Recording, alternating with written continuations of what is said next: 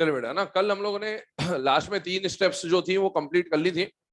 4th और 5th step जो है मेटलर्जी की, वो स्टार्ट कर रहे हैं। पहले मॉड्यूल बोला था आप लोगों को सॉल्व करके लेके आने के लिए, कोऑर्डिनेशन और डीएफ है ना। कोऑर्डिनेशन तो कर लिया होगा, इतना तो उम्मीद करें। डीएफ भी कर लिया। चले चले 4th प्रोसेस जो है या 4th स्टेप जो है उसके ऊपर बात करते हैं। और 4th स्टेप क्या है, कल हम लोगों ने कैल्सिनेशन और रोस्टिंग के थ्रू हर चीज को किसमें बदल दिया था बेटा, ऑक्साइड में। अब हम लोग यहाँ पर क्या करने वाले हैं, हम लोग रिडक्शन करने वाले हैं, reduction of metal oxide into metal. तो आपको कोई मेटल ऑक्साइड मिल रहा है और उस मेटल ऑक्साइड को आपको किस में कन्वर्ट करना है बेटा, मेटल में कन्वर्ट करना है। तो मेटल ऑक्साइड को मेटल कन्वर्ट करने के लिए क्या क्या तरीके यूज कर सकते हैं। बेसिकली इतना समझ में आ रहा है कि मेटल ऑक्साइड को मेटल में कन्वर्ट करना है, मतलब ऑक्सीजन हटाना है। ऑक्सीजन हटाने का मतलब क्या है बेटा, रिडक्शन कराना है। तो ऑक्सीजन हटाने के लिए या रिडक्शन करने के लिए आपको कोई रिड्यूसिंग एजेंट चाहिए होगा, और अलग अलग रिड्यूसिंग एजेंट के बेसिस पे अलग अलग नाम की प्रोसेस आएगी। जैसे अगर आपने रिड्यूसिंग एजेंट में कार्बन या कार्बन मोनोऑक्साइड यूज किया तो स्मेल्टिंग प्रोसेस बोलेंगे। अगर आपने एल्यूमिनियम यूज किया तो एल्यूमिनोथर्मी या एल्यूमिनोथर्माइड प्रोसेस बोलेंगे। अगर आपने जो ओर, कल हमने सेल्फ रिडक्शन पढ़ा था, ऑटो रिडक्शन पढ़ा था, अगर ओर खुद ही रिड्यूसिंग एजेंट की तरह काम करे तो उसको क्या बोलेंगे बेटा, ऑटो रिडक्शन। इस तरह की बात आने वाली, ठीक है। तो अभी यहां पर सबसे पहला जो प्रोसेस आपको पढ़ना है, that process is smelting. Smelting की अगर बात करें बेटा, तो स्मेल्टिंग में जो रिड्यूसिंग एजेंट होगा वो कौन होगा, कोक या फिर कार्बन मोनोऑक्साइड। इसको आप रिड्यूसिंग एजेंट की तरह यूज कर रहे हो। तो मेटल ऑक्साइड को मेटल में बदलने के लिए जो रिड्यूसिंग एजेंट, अगर आपने कार्बन या कार्बन मोनोऑक्साइड यूज करा तो इस प्रोसेस को बोला जाएगा स्मेल्टिंग। और ये प्रोसेस जो होती है हाई टेम्परेचर पे होती है। देखो इस प्रोसेस का एक्चुअल मीनिंग ना इसके नाम में छुपा हुआ है, मेल्टिंग। मतलब आपको जो मेटल ऑक्साइड है पहले उसको पूरी तरह से मेल्ट करना है, और मेल्ट करने के बाद उसका क्या करना है बेटा, रिडक्शन कराना है। तो इस प्रोसेस को क्या बोला जाता है, स्मेल्टिंग। और रिडक्शन कराने के लिए यूज किसका करना है, कार्बन और कार्बन मोनोऑक्साइड का। अब इसमें कब कार्बन यूज हो सकता है और कब कार्बन मोनोऑक्साइड यूज हो सकता है, पहला क्वेश्चन ही आता है। यूज दोनों हो सकते हैं, लेकिन हाई टेम्परेचर्स पे carbon is preferable and lower temperatures पे कार्बन मोनोऑक्साइड इज प्रेफरेबल। और ये प्रेफरेंस कहां से मिलता है, ये प्रेफरेंस मिलता है एलिंगम डायग्राम से। कहां से मिलता है, एलिंगम डायग्राम। तो अभी वो डायग्राम तो हम लोग कल के लेक्चर में देखेंगे। बाकी अभी यहां पर आपको बस इतना ध्यान रखना है कि हाई टेम्परेचर पे आप किसको यूज करेंगे, कार्बन को। लो टेम्परेचर पे किसको यूज करेंगे, कार्बन मोनोऑक्साइड को। और ये पता चलेगा इसका डेल्टा जी से, फिजिबिलिटी से पता चलता है। तो हाई टेम्परेचर पे जब आप कार्बन से रिएक्शन कराते हैं तो delta G more and more negative होता है। और जब आप लो टेम्परेचर पे कार्बन मोनोऑक्साइड से कराते हैं तब मोर डेल्टा जी नेगेटिव मिलता है, और इसीलिए इनको प्रेफर किया जाता है। जैसे मान लीजिए एक रिएक्शन आपके सामने लिखी गई ZNO, और आपने अभी रिड्यूसिंग एजेंट के फॉर्म में किसको यूज कर लिया बेटा, कार्बन। और ZNO के लिए ही आप रिड्यूसिंग एजेंट के फॉर्म में किसको यूज कर सकते हैं, कार्बन मोनोऑक्साइड भी यूज कर सकते हैं। बट आपको बस ये पता होना चाहिए कि किसको किस टेम्परेचर पे यूज करना है। तो अगर आप हाई टेम्परेचर पे यूज कर रहे हो तो यही काम कौन कर देगा बेटा, कार्बन। और लो टेम्परेचर पे यूज कर रहे हो तो ये काम बेटर तरीके से कौन करेगा, carbon monoxide. Metal oxide is getting converted into metal. अब यहां पर जो कार्बन था वो ऑक्सीजन गेन करके, इसका ऑक्सीजन कार्बन लेके कार्बन मोनोऑक्साइड में उड़ जाएगा, और यहां पर CO जो है वो कन्वर्ट हो जाएगा CO2 में। तो मेटल ऑक्साइड को मेटल में कन्वर्ट कर दिया by heating them in the presence of carbon या carbon monoxide. This process is known as smelting. और सुने अब आगे, आपको मॉड्यूल के अंदर बेसिकली स्मेल्टिंग वाला जो प्रोसेस है वो दे रखा है। उसमें ब्लास्ट फर्नेस बना रखा है।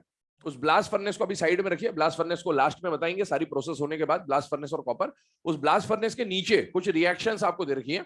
उन रिएक्शंस में अगर आप देखेंगे तो शुरू का जो पार्ट ऑफ रिएक्शन है उसमें ऐसे कॉमन करके यहाँ लिखा हुआ है साइड में, और बाद की जो रिएक्शंस है उनमें भी ऐसा कॉमन करके लिखा हुआ है। तो वो यही बात लिखी हुई है कि हाई टेम्परेचर पे आप कार्बन को as a reducing agent use करेंगे, और लो टेम्परेचर पे आप कार्बन मोनोऑक्साइड को as a reducing agent use करेंगे। रिएक्शन वही है, कोई भी मेटल ऑक्साइड को आप मेटल में बदल रहे होंगे। आगे आइए, स्मेल्टिंग में दूसरी खास बात क्या आती है, यहां पर हम इंट्रोड्यूस करने वाले फ्लक्स और स्लैग, दो टर्म हम यहां पर इंट्रोड्यूस करने वाले। क्या टर्म है समझिएगा। एक्चुअल में कल हमने हर चीज को कैल्सिनेशन और रोस्टिंग लगा के किसमें बदला बेटा, ऑक्साइड में। अब एक बात समझिएगा, मान लो आपके पास कोई ओर है और ओर पे आपने कैल्सिनेशन रोस्टिंग लगाया, तो जो भी ओर थी वो किसमें बदल गई बेटा, ऑक्साइड में। इस ओर के साथ कुछ इंप्योरिटी भी रही होगी, और उस इंप्योरिटी, क्योंकि अभी तक आपने लास्ट की प्रोसेस रिफाइनिंग अभी बची हुई, तो अभी इंप्योरिटी साथ साथ चलती जा रही है थोड़ी बहुत, वो इंप्योरिटी में भी कैल्सिनेशन या रोस्टिंग लगा होगा। और इंप्योरिटी में भी जब कैल्सिनेशन और रोस्टिंग लगा होगा तो जो मेटल है वो, या जो एलिमेंट है वो किसमें बदल चुका होगा, ऑक्साइड में। अब ऑक्साइड में आपके सामने कुछ ऐसे ऑक्साइड्स आते हैं जैसे SiO2 आ गया, Al2O3 आ गया, CaO आ गया, FeO आ गया।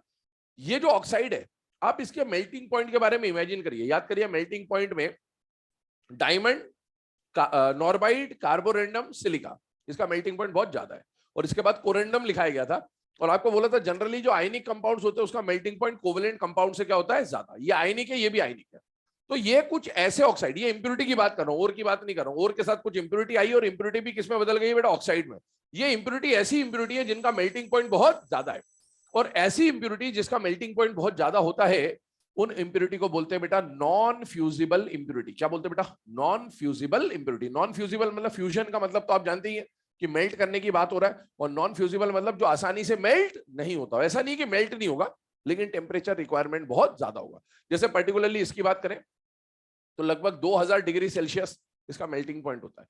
और अगर आपको स्मेल्टिंग करानी है, नाम पे फोकस करिएगा, अगर आपको स्मेल्टिंग करानी है तो आपको पहले ओर और इंप्योरिटी जो है उसको क्या करना पड़ेगा बेटा, मेल्ट कराना पड़ेगा। उसके बाद ये रिडक्शन का प्रोसेस चालू होगा। जब तक ओर और इंप्योरिटी दोनों मेल्ट नहीं हो जाते तब तक आप रिडक्शन नहीं करा सकते। तो जब तक आप इसको मेल्ट नहीं कराओगे ना, तब तक ये प्रोसेस नहीं लगेगा। तो आपको इंप्योरिटी को भी मेल्ट कराना, और ये ऐसी इंप्योरिटी है जिसका मेल्टिंग पॉइंट बहुत ज्यादा है। अब मेल्टिंग पॉइंट बहुत ज्यादा है तो हम क्या करें, हम यहां पर कुछ ऐसा केमिकल मिला दें, उस केमिकल को हम क्या बोल रहे हैं बेटा, फ्लक्स। ऐसा केमिकल मिला दें जो इसका मेल्टिंग पॉइंट जो हाई था उसको लो कर दे। और लो कैसे करेगा, बेसिकली ये जो कंपाउंड है इसके साथ ये रिएक्ट करेगा, और दोनों आपस में रिएक्ट करके एक प्रोडक्ट बनाएंगे। वो जो प्रोडक्ट बनेगा उस प्रोडक्ट को क्या बोलेंगे बेटा, स्लैग। और ये जो नॉन फ्यूजिबल था ये किसमें कन्वर्ट हो जाएगा, फ्यूजिबल में। फ्यूजिबल कहने का मतलब इसका जो मेल्टिंग पॉइंट होगा अकेले का, इसका जो मेल्टिंग पॉइंट होगा अकेले का, इन दोनों के मुकाबले इसका मेल्टिंग पॉइंट कम होता है। तो ऐसा कुछ रिएक्शन कराना होता है, ठीक है। अब आप समझिए, आपकी इंप्योरिटी अगर ये, आप देखो सारी इंप्योरिटी किस फॉर्म में दिख रही है, ऑक्साइड में, क्योंकि कैल्सिनेशन रोस्टिंग आपने लगाया तो सब कुछ ऑक्साइड में बदल चुका है। तो अब ये ऑक्साइड किसका है, नॉन मेटल का। नॉन मेटल का ऑक्साइड कैसा होता है, एसिडिक। ये ऑक्साइड कैसा है बेटा, एम्फोटेरिक। और ये कैसे ऑक्साइड है, बेसिक। तो अगर आपकी इंप्योरिटी एसिडिक है तो एसिडिक से कौन रिएक्ट करेगा, बेसिक।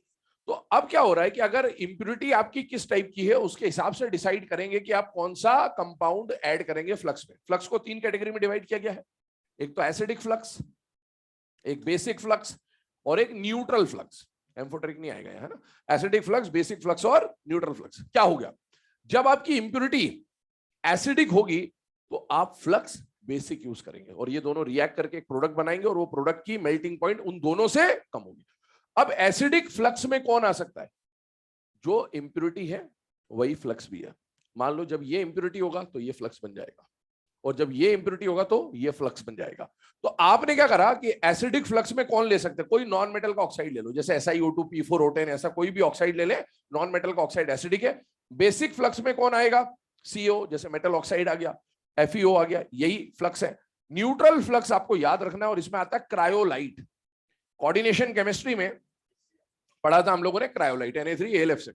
अब सुनिए, रिएक्शन के थ्रू इसको समझने की कोशिश करते हैं क्या होने वाला है। यहां पर आपने ओर लिया, स्मेल्टिंग की बात चल रही है, ठीक है ना, आपने ओर लिया, और वो जो ओर लिया है उसके साथ कुछ इंप्योरिटी है, और वो इंप्योरिटी सपोज कौन सी है बेटा, CaO, ये इंप्योरिटी है। और ये कैसी इंप्योरिटी है, एसिडिक है या बेसिक है बेटा, बेसिक इंप्योरिटी, और इसका मेल्टिंग पॉइंट काफी कुछ ज्यादा होता है। तो आपको इसको नॉन फ्यूजिबल को फ्यूजिबल बनाना है, तो आप बेसिक इंप्योरिटी के साथ कैसा फ्लक्स मिलाएंगे, एसिडिक।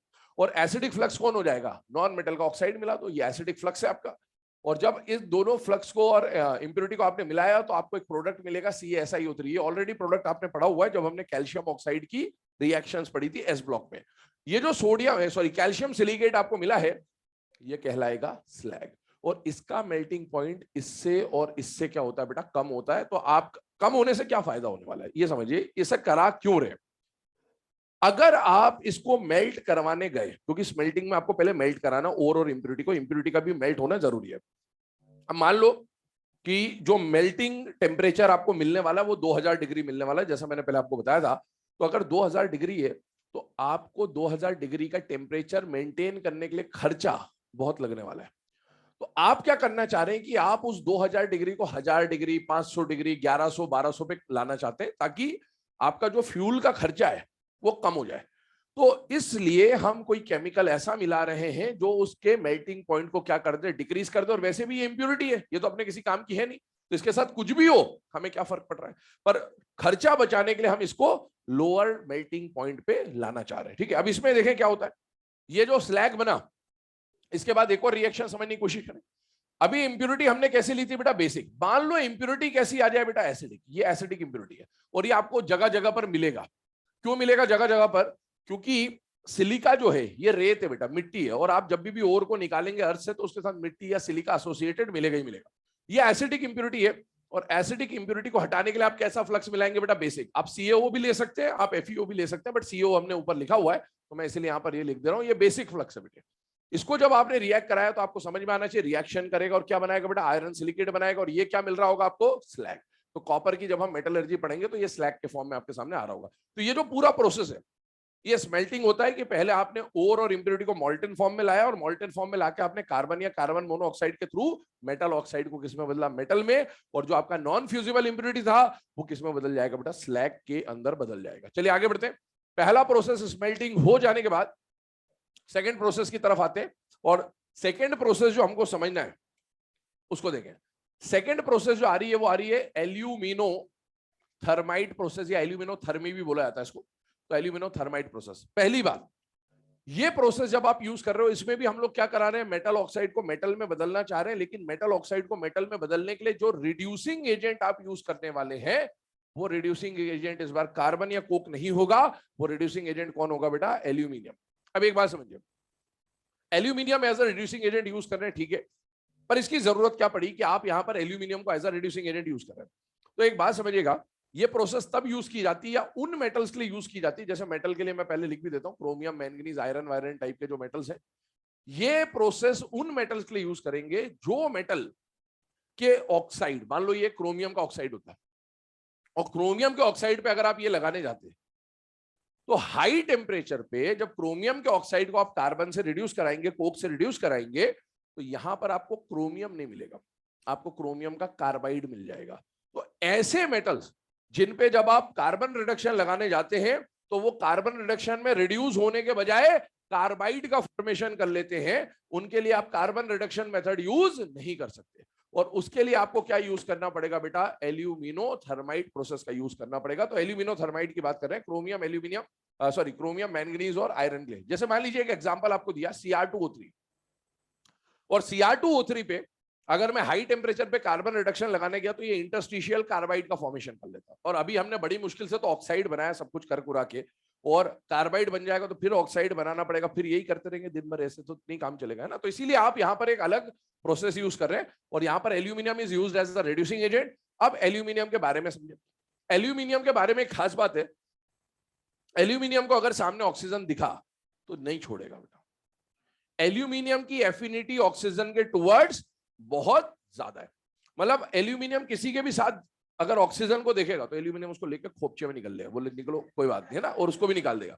तो यहां पर एल्यूमिनियम को अगर ऑक्सीजन दिख रहा है तो पक्की बात है कि एल्यूमिनियम ऑक्सीजन से रिएक्ट कर जाएगा और मेटल को अलग कर देगा। इसको आप चाहें तो आप ऐसा देख सकते हैं कि more reactive metal ECS, more reactive metal is displacing less reactive metal from its compound, ऐसा भी देख लें। बट एल्यूमिनियम कभी भी आए तो एल्यूमिनियम की एफिनिटी ऑक्सीजन के टुवर्ड्स बहुत तगड़ी होती है बेटा, इस बात को हमेशा ध्यान रखें। सुनिए अगला पॉइंट, ये जो रिएक्शन हो रही है it is highly exothermic reaction बेटा, हाईली एक्सोथर्मिक रिएक्शन होती है। इसमें इतनी ज्यादा एनर्जी रिलीज होती है, जैसे अभी मैं एक रिएक्शन की बात करूं या एक एग्जांपल की बात करूं, आपने क्लास 10th में रेलवे ट्रैक की वेल्डिंग पढ़ी होती है बेटा, वो इसका एग्जांपल है, railway track welding, thermite welding भी बोला जाता है इसको। तो मैं रेलवे ट्रैक वेल्डिंग लिख दे रहा हूं, एल्यूमिनो थर्माइट ऊपर ही लिखा है तो आप समझ जाएंगे थर्माइट वेल्डिंग भी यही है। क्या होता है देखें रेलवे ट्रैक की वेल्डिंग में, मान लीजिए आयरन का एक ओर है, और आयरन का ओर कौन सा लिया हमने, हेमेटाइट ओर लिया, Fe2O3। इस हेमेटाइट के लिए हमने यूज करा एल्यूमिनियम। एल्यूमिनियम किसकी तरह काम कर रहा है बेटा, रिड्यूसिंग एजेंट। एल्यूमिनियम को सामने अगर ऑक्सीजन दिख रहा है तो एल्यूमिनियम ऑक्सीजन के साथ चिपक के बाहर, तो यहां पर आपको क्या मिल गया बेटा, Al2O3 मिल गया, और साथ में कौन मिल गया, Fe। यहां पर ये रिएक्शन हाईली एक्सोथर्मिक अगेन है, ये इतनी एक्सोथर्मिक या इतनी ज्यादा एनर्जी रिलीज करता है कि जो आयरन है ना जो आपको प्रोडक्ट में मिल रहा है ये मेल्ट हो जाएगा बेटा। और रेलवे की वेल्डिंग कैसे कराते हैं वो समझिए, रेल की पटरी ऐसे टूटी हुई है बीच में, सपोज जहां से रेल की पटरी टूटी हुई है वहां पर एक स्टैंड लगाते हैं, और स्टैंड में कंटेनर रखते हैं ऊपर, है ना, ठीक उस जहां पर टूटा हुआ है उसके जस्ट ऊपर वो कंटेनर होता है। कंटेनर में Fe2O3 और एल्यूमिनियम का पाउडर छिड़क दिया, और इस रिएक्शन को कराने के लिए एक बार एनर्जी इग्नाइट करना पड़ता है। इस मिक्सचर को थर्माइट मिक्सचर बोलते हैं, इसको इग्नाइट करना पड़ता है एक बार, बाकी फिर चलता रहेगा।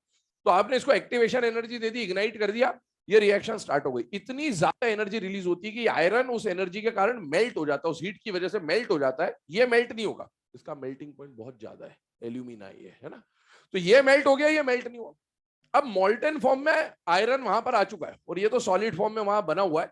तो अब क्या होता है, वो जो जहां पर छेद होता है उसमें रेलवे ट्रैक में है ना, तो उसके जस्ट ऊपर जो कंटेनर आपने लिखा था उस कंटेनर में नीचे होल होता है। अभी उसको बंद कर रखा है, ऐसा ढक्कन टाइप का लगा हुआ है, उसको हटा देते हैं। हटा दिया तो यहां से जो मोल्टेन आयरन है वो पोर करते करते उस गड्ढे को भरता है। वो गड्ढे को भरा उसने, पर साथ में क्योंकि मोल्टन फॉर्म में भरने के बाद इधर उधर बहेगा भी, ऐसा भी है ना। तो आपने जैसे ही वो गड्ढा भर गया आपने प्रोसेस रोक दी। फिर उसके बाद जो उसको पर्टिकुलरली शेप साइज जो होता है वो प्रॉपरली दिया जाता है। पर इस तरह से रेलवे ट्रैक की क्या की जाती है बेटा, वेल्डिंग की जाती है। तो ये रेलवे ट्रैक की वेल्डिंग का प्रोसेस होता है। आगे बढ़े, एल्यूमिनोथर्माइट में नेक्स्ट पॉइंट जो अगला आता है, रिडक्शन का प्रोसेस जो आता है थर्ड, वो आता है सेल्फ रिडक्शन। कल हम लोग इसके बारे में ऑलरेडी डिस्कस कर चुके हैं। सेल्फ रिडक्शन को ऑटो रिडक्शन भी बोला जाता है, और आपको बताया था सेल्फ रिडक्शन किसके लिए लगाना है, क्यों, आज होगा प्रभात के लिए, है ना। तो इसके लिए आप लगा देंगे सेल्फ रिडक्शन, ऑटो रिडक्शन। जिनका पार्शियल रोस्टिंग होता था उन्हीं के लिए क्या लगेगा, सेल्फ रिडक्शन या ऑटो रिडक्शन भी लगेगा। इसके बाद बात करते हैं अगले केस के लिए।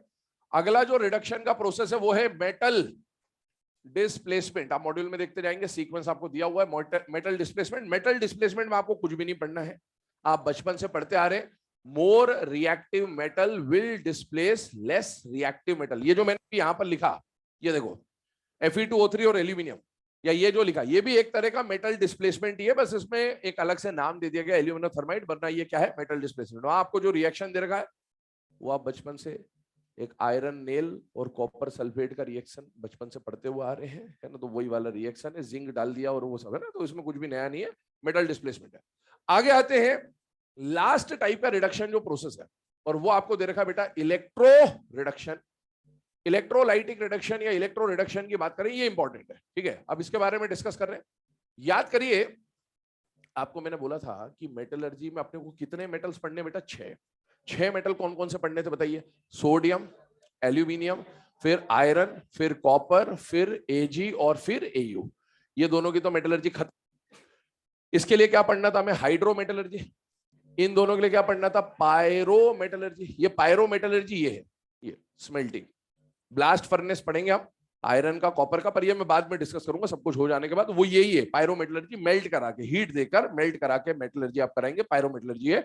और इन दोनों के लिए आपको क्या पढ़ना था बेटा, इलेक्ट्रोमेटलर्जी। ये आ रही है अब, ये इलेक्ट्रोमेटलर्जी का पार्ट है ना। इनके लिए आप इलेक्ट्रो प्रोसेस लगाएंगे, इसलिए इसको इलेक्ट्रोमेटलर्जी की कैटेगरी में रखा गया है। देखिए अब इलेक्ट्रोलाइटिक रिडक्शन में क्या होने वाला है, नाम से एक बात समझ में आती है कि यहां पर आप इलेक्ट्रोलाइसिस या इलेक्ट्रोड्स का यूज कर रहे होंगे, इस तरह की बात समझ के चले। और इसमें अब आपके इलेक्ट्रोकेमिस्ट्री का फंडा आ रहा है, सिंपल सिंपल कुछ भी नहीं है, प्रोसेस समझना क्या होता है। मान लीजिए हम 2 मेटल्स के बारे में बात करेंगे, एक तो सोडियम और एक एल्यूमिनियम। सुनते आइए, सोडियम के लिए जो ओर आप यूज करोगे वो होगा NaCl, रॉक्सा।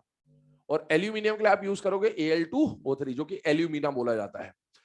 हम इसका मोल्टेन फॉर्म लेंगे। इलेक्ट्रोकेमिस्ट्री में आप पढ़ते हैं 2 तरह के फॉर्म्स लेते हैं आप लोग, एक तो एक्वस फॉर्म और एक फ्यूज्ड फॉर्म। तो हम लोगों ने एक्वस नहीं लिया, हमने फ्यूज्ड फॉर्म ले रखा है। और कैटायन भागेगा कैथोड की तरफ और एनायन भागेगा एनोड की तरफ। कैटायन भागेगा कैथोड की तरफ और एनायन भागेगा एनोड की तरफ। कैथोड पे क्या होगा, रिडक्शन। और यही कैथोड पे जो रिडक्शन होगा, तो इलेक्ट्रोड पे जो रिडक्शन हो रहा है उसी को क्या बोल रहे हैं बेटा, तो क्या आपको कैथोड पे मेटल मिल जाएगा, यस। या कैथोड पे मेटल मिल जाएगा, यस। तो आपने जो ओर था उसको मेटल में कन्वर्ट कर दिया बाय यूजिंग इलेक्ट्रोकेमिस्ट्री, इसीलिए इसको क्या बोलेंगे बेटा, इलेक्ट्रो रिडक्शन मेथड। ठीक है, अब इसको समझते आइएगा। जब आप ये प्रोसेस करा रहे होंगे तो इस प्रोसेस में आपको मोल्टन NaCl या मोल्टन Al2O3 लेना है, जो कि थोड़ा सा विस्कस टाइप का लिक्विड होगा, क्योंकि प्योर मेटल, प्योर ओर है। तो उसमें कंडक्टिविटी बढ़ाने के लिए आप हमेशा इलेक्ट्रोलाइट ऐड करेंगे। क्या ऐड करेंगे बेटा, इलेक्ट्रोलाइट। तो अब इलेक्ट्रोलाइट किस किस वजह से ऐड किया जाता है, वहां आप देखें इलेक्ट्रो रिडक्शन में आपको 2-3 पॉइंट दे रखे इलेक्ट्रोलाइट के। क्या क्या पॉइंट दे रखे हैं। पहला तो इलेक्ट्रोलाइट का काम क्या होगा, वो मेल्टिंग पॉइंट को क्या करेगा बेटा, डिक्रीज करेगा। जैसे यहां पर आप देखें एल्यूमिना जब आएगा तो एल्यूमिना का मेल्टिंग पॉइंट बहुत ज्यादा होता है, और अगर उसका मेल्टिंग पॉइंट बहुत ज्यादा है तो उसका मेल्टिंग पॉइंट लोअर करने के लिए, क्योंकि मॉल्टन बनाना है आपको, तो आपको फ्लक्स मिलाना पड़ेगा। और फ्लक्स जो हम मिलाएंगे यहां पर वो कौन सा फ्लक्स होगा बेटा, न्यूट्रल फ्लक्स, जिसकी अभी मैं बात कर रहा था। तो ये भी एक तरह का इलेक्ट्रोलाइट ही होगा। तो इलेक्ट्रोलाइट का काम क्या क्या होगा, पहला तो मेल्टिंग पॉइंट डिक्रीज करेगा। दूसरा काम इलेक्ट्रोलाइट का क्या होगा कि इलेक्ट्रोलाइट कंडक्टिविटी को बढ़ाएगा। और तीसरा काम इलेक्ट्रोलाइट क्या करेगा कि वो कोरोजन को रोकता है। पर ये कोरोजन वाला पॉइंट हमेशा वैलिड नहीं है, बट ठीक है, होता है कई बार। तो अभी देखिए इलेक्ट्रोलाइट का काम क्या क्या है वो आपको बता दिया। पहली बात तो मेल्टिंग पॉइंट को लोअर करेगा, दूसरा क्या करेगा बेटा, कंडक्टिविटी को इंक्रीज कर रहा होगा। ये दो पॉइंट आप पकड़ के चले। इनमें से अब पहला जो हम लोग प्रोसेस पढ़ रहे हैं वो किसके बारे में पढ़ रहे हैं बेटा, सोडियम के बारे में। सोडियम का जो प्रोसेस है उसका नाम है बेटा डाउन्स प्रोसेस। ध्यान सुनेगा, डाउन्स प्रोसेस। इसमें जो आप ओर यूज करने वाले बेटे, वो ओर होगी रॉक्सा वाली ओर, मतलब NaCl। हमने बात करी थी कि एस ब्लॉक के एलिमेंट जनरली हैलाइड के फॉर्म में कंबाइंड ओर बना देते होते, ये इस तरह से आ गया। और इसमें इलेक्ट्रोलाइट में आप क्या मिलाएंगे बेटा, CaCl2, ये इलेक्ट्रोलाइट है यहाँ पर, ठीक है। अभी देखिए ये जो ओर है इसको आपने जैसे इलेक्ट्रोलाइसिस चालू कराया तो इलेक्ट्रोलाइसिस में आपके पास कैथोड होगा और इलेक्ट्रोलाइसिस में आपके पास एनोड होगा। तो वो जो इलेक्ट्रोड है कैथोड, इलेक्ट्रोड है एनोड। कैथोड पे क्या होता है बेटा, रिडक्शन, और एनोड पे क्या होता है बेटा, ऑक्सीडेशन। अब प्रोसेस समझिएगा। ये जो NaCl है ये मॉल्टन फॉर्म में आपने लिया, कैटायन भागेगा कैथोड की तरफ, मतलब Na+ भाग गया कैथोड पर और Cl- भाग गया एनोड पर। इलेक्ट्रोकेमिस्ट्री में इतना पढ़ा होता आपने कि पहले एनोड पे प्रोसेस चालू होती है, तो एनोड पे ऑक्सीडेशन चालू हुआ, ऑक्सीडेशन चालू हुआ तो ऐसा देखें यहां पर Cl है -1 में। आप एक बार बताओ, हेलोजन जब भी -1 में होता है और -1 से ऑक्सीडाइज होता है, पूरे पी ब्लॉक में बात करिए, क्या 0 पे जाता है नहीं जाता है, जाता है। तो यहाँ Cl2 बन गया, ये 0 पे चला गया। अब इसको आप बैलेंस करिए तो यहाँ 2 है, यहाँ 2 है, और यहाँ पर कितने इलेक्ट्रॉन आ रहे हैं बेटा, 2 इलेक्ट्रॉन आ रहे होंगे। ये जो 2 इलेक्ट्रॉन यहाँ से निकले ये कैथोड में भागे। कैथोड में अभी सोडियम को एक ही इलेक्ट्रॉन की जरूरत है फिलहाल में, एक सोडियम को, तो एक इलेक्ट्रॉन दिया और ये किसमें कन्वर्ट हो गया बेटा, Na पे। ये जो Cl2 आपको मिल रहा है ये तो गैसियस के फॉर्म में एनोड पे रिलीज हो गया, लेकिन ये सोडियम इलेक्ट्रोड पे डिपॉजिट हो जाएगा। और इस तरह से आपने मेटल की ओर से मेटल को ऑब्टेन कर लिया by using electro reduction method. तो ये इलेक्ट्रोमेटलर्जी ऑफ सोडियम, यही था, बस इतना ही था, इलेक्ट्रोमेटलर्जी ऑफ सोडियम में और कुछ भी नहीं था। आगे बढ़ते हैं, सेकेंड प्रोसेस पे आते हैं। सेकेंड प्रोसेस पढ़नी है एल्यूमिनियम के बारे में। एल्यूमिनियम का जो प्रोसेस है इलेक्ट्रो रिडक्शन का, वो बोलते हैं बेटा हॉल हेरोल्ड प्रोसेस। कल हम लोगों ने एक हॉल्स प्रोसेस पढ़ा था बॉक्साइट के लिए। वो हॉल्स प्रोसेस कौन सा प्रोसेस था, लीचिंग। और हॉल हेरोल्ड कौन सा प्रोसेस है बेटा, रिडक्शन का प्रोसेस है, ठीक है। अभी देखिए इसमें क्या हो रहा है, आपने यहां पर जो ओर लेना है वो एल्यूमिना लेना है। एल्यूमिना लेना है मतलब Al2O3 लेना है। एल्यूमिना बोलते हैं, कोरेंडम बोलते हैं, या Al2O3 बोलते हैं, बात एक ही है, ये ओर है। इसके साथ इसका मेल्टिंग पॉइंट बहुत ज्यादा है, बहुत बहुत बहुत ज्यादा है। इसके लिए आप मिलाएंगे फ्लक्स। पर ये कैसे नेचर का, एसिडिक है, बेसिक है, एम्फोटेरिक है, एम्फोटेरिक। अब होना क्या है कि आप अगर एम्फोटेरिक में बेसिक फ्लक्स मिला देंगे तो रिएक्ट कर जाएगा। आपने बड़ी मुश्किल से कैल्सिनेशन रोस्टिंग लगा के तो इसको ऑक्साइड में बदला था, और ये रिएक्ट करके कहीं और कुछ बना लेगा तो फिर वापस से यहां तक लाना पड़ेगा। तो इसीलिए आप इसके लिए एसिडिक फ्लक्स नहीं यूज कर सकते, आप बेसिक यूज नहीं कर सकते। आपको ऐसा फ्लक्स चाहिए जो इससे रिएक्ट ना करे, और वो कौन होगा बेटा, न्यूट्रल फ्लक्स। और वो सिर्फ इसका मेल्टिंग पॉइंट लोअर कर रहा होगा लेकिन इससे रिएक्ट नहीं करेगा। और इसीलिए न्यूट्रल फ्लक्स के फॉर्म में हम लोग इस प्रोसेस में क्या यूज करेंगे बेटा, Na3Al जिसको हम लोग क्या बोलते हैं बेटा, क्रायोलाइट। और साथ ही साथ फ्लोर स्पार, ये दो कॉम्बिनेशन इसमें ऐड किए जाते हैं जो मिलकर काम क्या करते हैं कि एक तो मेल्टिंग पॉइंट को भी डिक्रीज कर देंगे और दूसरा इलेक्ट्रोलाइट की तरह काम करके कंडक्टिविटी भी बढ़ा देंगे। अब देखिए इस Al2O3 का क्या होने वाला है, आपने लिया कैथोड और आपने लिया एनोड। ध्यान सुनेगा, कैथोड की तरफ कौन भागा बेटा, कैटायन भागा। कैटायन इसमें कौन है बेटा, Al+3, और एनायन कौन है बेटा, O2-। ये समझते जाना है ना, मॉड्यूल में थोड़ा सा आगे पीछे दे रखा, मैं बताऊंगा आपको कहां पर क्या लिखा हुआ है। कैथोड पे भागा Al+3, एनोड पे भागा O2-। पहले एनोड से स्टार्ट करते हैं। ऑक्सीजन 2- से हमेशा कन्वर्ट होता है O2 में। बैलेंसिंग अगर आप करें तो यहाँ 2 आ जाएगा, यहाँ 4 आ जाएगा। ये 4 इलेक्ट्रॉन इसकी तरफ भागे, पर एक एल्यूमिनियम को फिलहाल में कितनी इलेक्ट्रॉन की जरूरत है बेटा, 3। ये कन्वर्ट हो गया Al पे। ऑक्सीजन जो है वो गैस के फॉर्म में रिलीज हो रहा है और एल्यूमिनियम कैथोड पे डिपॉजिट हो रहा है। तो आपने इलेक्ट्रो रिडक्शन के थ्रू कैथोड को क्या कर लिया बेटा, कैथोड पे क्या ऑब्टेन कर लिया, एल्यूमिनियम हो गया। तो ये एल्यूमिनियम का इलेक्ट्रो है ना रिडक्शन है या इलेक्ट्रो मेटलर्जी है। अब इसमें बात क्या रही खास, इस प्रोसेस की खासियत ये है कि ये जो एनोड बना होता है ये ग्रेफाइट या कार्बन का बना होता है। ऐसा बोले, ग्रेफाइट या फिर मैं बोल दूं कार्बन। एनोड बना होता है कार्बन या ग्रेफाइट का। अब हो क्या रहा है, कार्बन या ग्रेफाइट का अगर एनोड, एक डायग्राम दे रखा है आपको मॉड्यूल में, उस डायग्राम को देखें जरा आप ध्यान से। तो ऐसे इलेक्ट्रोड्स दे रखे हैं आपको। ये जो इलेक्ट्रोड्स है ये सारे एनोड से बेटा, ये सारे एनोड से। और ये जो आपका कंटेनर है ना, ये कैथोड की तरह काम करता है। इसकी जो बॉडी है वो कैथोड की तरह काम करती है। ये जो एनोड बना हुआ है, ध्यान से देखिएगा, ये जो एनोड बना है ये किसका बना हुआ है बेटा, कार्बन का, ग्रेफाइट का बना हुआ है, कार्बन का बना हुआ है। और इस एनोड पे धीरे धीरे ऑक्सीजन रिलीज हो रहा है। वो जो ऑक्सीजन रिलीज हो रहा है वो ऑक्सीजन उड़ के कहीं नहीं जाता, वो ऑक्सीजन इस कार्बन के साथ जुड़ जाता है। और वो जो कार्बन के साथ ऑक्सीजन जुड़ रहा है, वो कार्बन के साथ ऑक्सीजन जुड़ के या तो CO बना लेगा या CO2 बना लेगा, और CO और CO2 के फॉर्म में उड़ते जाएगा।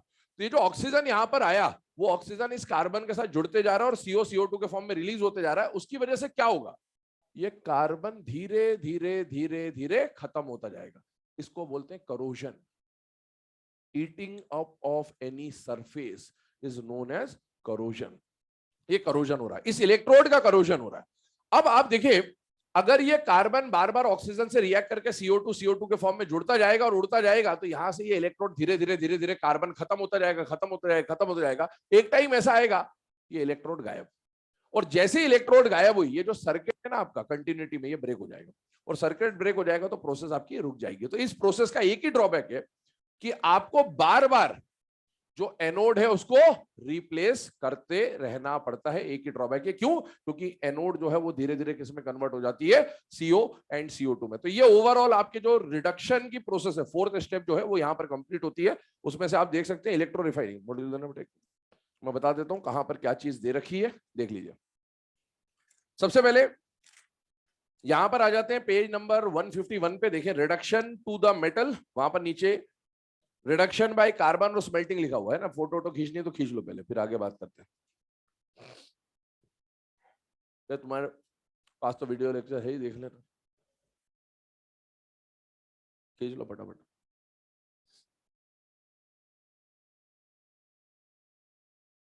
चलिए अभी इसमें देखें, मैं आपको जो बता रहा था कि ये पेज नंबर 151 पे अगर आप देखें तो नीचे आपको मिल रहा है रिडक्शन टू द मेटल। जहां पर दे रखा है बेटा केमिकल रिडक्शन, उसमें पहला प्रोसेस दे रखा है रिडक्शन बाय कार्बन, स्मेल्टिंग लिखा हुआ है। उसमें डेफिनेशन वगैरह दे रखी है, पेज पलटे आप तो वहां पर आपको ऊपर एक रिएक्शन दे रखी है, मेटल ऑक्साइड कोक फ्लक्स और मेटल CO2 स्लैग, ये दे रखा है। जो मेटल ऑक्साइड है वो किसमें बदल रहा है बेटा, मेटल में। कोक जो है वो बदल रहा है CO या CO2 में। और जो इंप्यूरिटी है उसमें आपने क्या मिला है बेटा, फ्लक्स, और आपको क्या मिल गया, स्लैग। ये आ गया। ये जो ब्लास्ट फर्नेस है इसको भूल जाइए, ब्लास्ट फर्नेस अभी थोड़ी देर के बाद डिस्कस करेंगे। फिर नीचे एग्जांपल में दे रखा है, उसमें मैंने बोला राइट साइड में लिखा हुआ है these reaction are carried out at high temperature because at high temperature carbon is better reducing agent and at lower temperature carbon monoxide is better reducing agent। उसके बाद नीचे आइए, फ्लक्स की डेफिनेशन है, एसिडिक फ्लक्स दे रखा है, basic flux दे रखा है और न्यूट्रल फ्लक्स दे रखा है। तीनों चीजें अभी यहाँ पर कवर हो चुकी है। फिर उसके बाद दे रखा है स्मेल्टिंग इन कॉपर मेटलर्जी, इसको साइड रखिए, आयरन और कॉपर की मेटलर्जी एक साथ पढ़ेंगे। फिर आइए एल्यूमिनो थर्माइट प्रोसेस और थर्माइट वेल्डिंग प्रोसेस, ये यहाँ पर बता रखा है आपको कब यूज होगा, कैसे यूज होगा। और एल्यूमिनियम जो होता है उसका एफिनिटी टुवर्ड्स ऑक्सीजन क्या होता है, बहुत ज्यादा। इस तरह के पॉइंट्स आपको मिल जाएंगे एल्यूमिनो थर्माइट प्रोसेस में, यहाँ पर गिवन है। उसके बाद आता है सेल्फ रिडक्शन, कल बता चुका हूं ऑलरेडी, सेल्फ रिडक्शन किस किस के लिए यूज होगा, कब कब यूज होगा, ये पॉइंट हो चुका है। उसके बाद आता है बेटा अगला पॉइंट, मेटल डिस्प्लेसमेंट। तो मेटल डिस्प्लेसमेंट में मैंने बोल ही दिया, कुछ है नहीं, more reactive will displace the less reactive. फिर उसके नीचे इलेक्ट्रोलाइटिक रिडक्शन दे रखा है। इलेक्ट्रोलाइटिक रिडक्शन में सबसे पहले आप देखें तो ABC करके 3 पॉइंट दे रखे। तो ABC 3 पॉइंट क्या है, इलेक्ट्रोलाइट के एडवांटेज है कि मेल्टिंग पॉइंट कम कर देगा, कंडक्टिविटी बढ़ा देगा, इस तरह की बात दे रखी है। उसके बाद नीचे देखें तो ये मोल्टन NaCl वाला ये जो पॉइंट है दे रखा है, डाउन्स प्रोसेस दे रखा है। उसमें on fusion NaCl gives Na+ और Cl-, कैथोड की रिएक्शन, एनोड की रिएक्शन आपके सामने लिखी हुई है, कुछ भी नहीं है उसमें। नीचे दे रखा hall Harold process. Hall Harold process में शुरू में आपको पैराग्राफ दे रखा है, उस पैराग्राफ में क्या लिख रखा है कि एल्यूमिना का मेल्टिंग पॉइंट बहुत ज्यादा होता है, और मेल्टिंग पॉइंट बहुत ज्यादा होता है और कंडक्टिविटी कम होती है, तो आप इसमें क्या मिला देंगे, वो न्यूट्रल फ्लक्स और इलेक्ट्रोलाइट मिला देंगे, वो सब दे रखा है। उसके अलावा सुने नीचे यहां पर ध्यान दीजिएगा, लिखा हुआ है from cryolite at cathode at anode, ये काट दो, ये आपके काम का नहीं है, ये मैंने बताया भी नहीं, काम का भी नहीं है।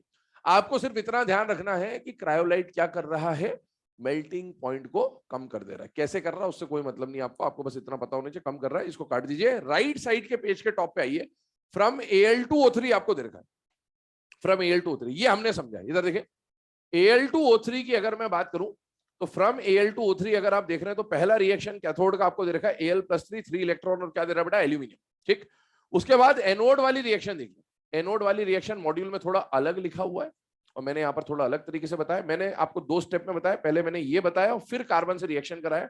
मॉड्यूल में आपको ये दोनों साथ में देखे, कार्बन और O2 2- एक साथ दे रखे, तो इनने दोनों रिएक्शन क्या कर दिए, कंबाइन कर दी है ना। तो आप इस तरह से भी लिख सकते हैं। और उस एनोड की रिएक्शन के नीचे डायग्राम के जस्ट ऊपर लिखा है, the oxygen liberated at anode reacts with the carbon of anode, the oxygen liberated at anode reacts with the carbon of anode to produce CO और CO2, इस तरह से दे रखा है, एंड एनोड इज डिस्ट्रॉयड।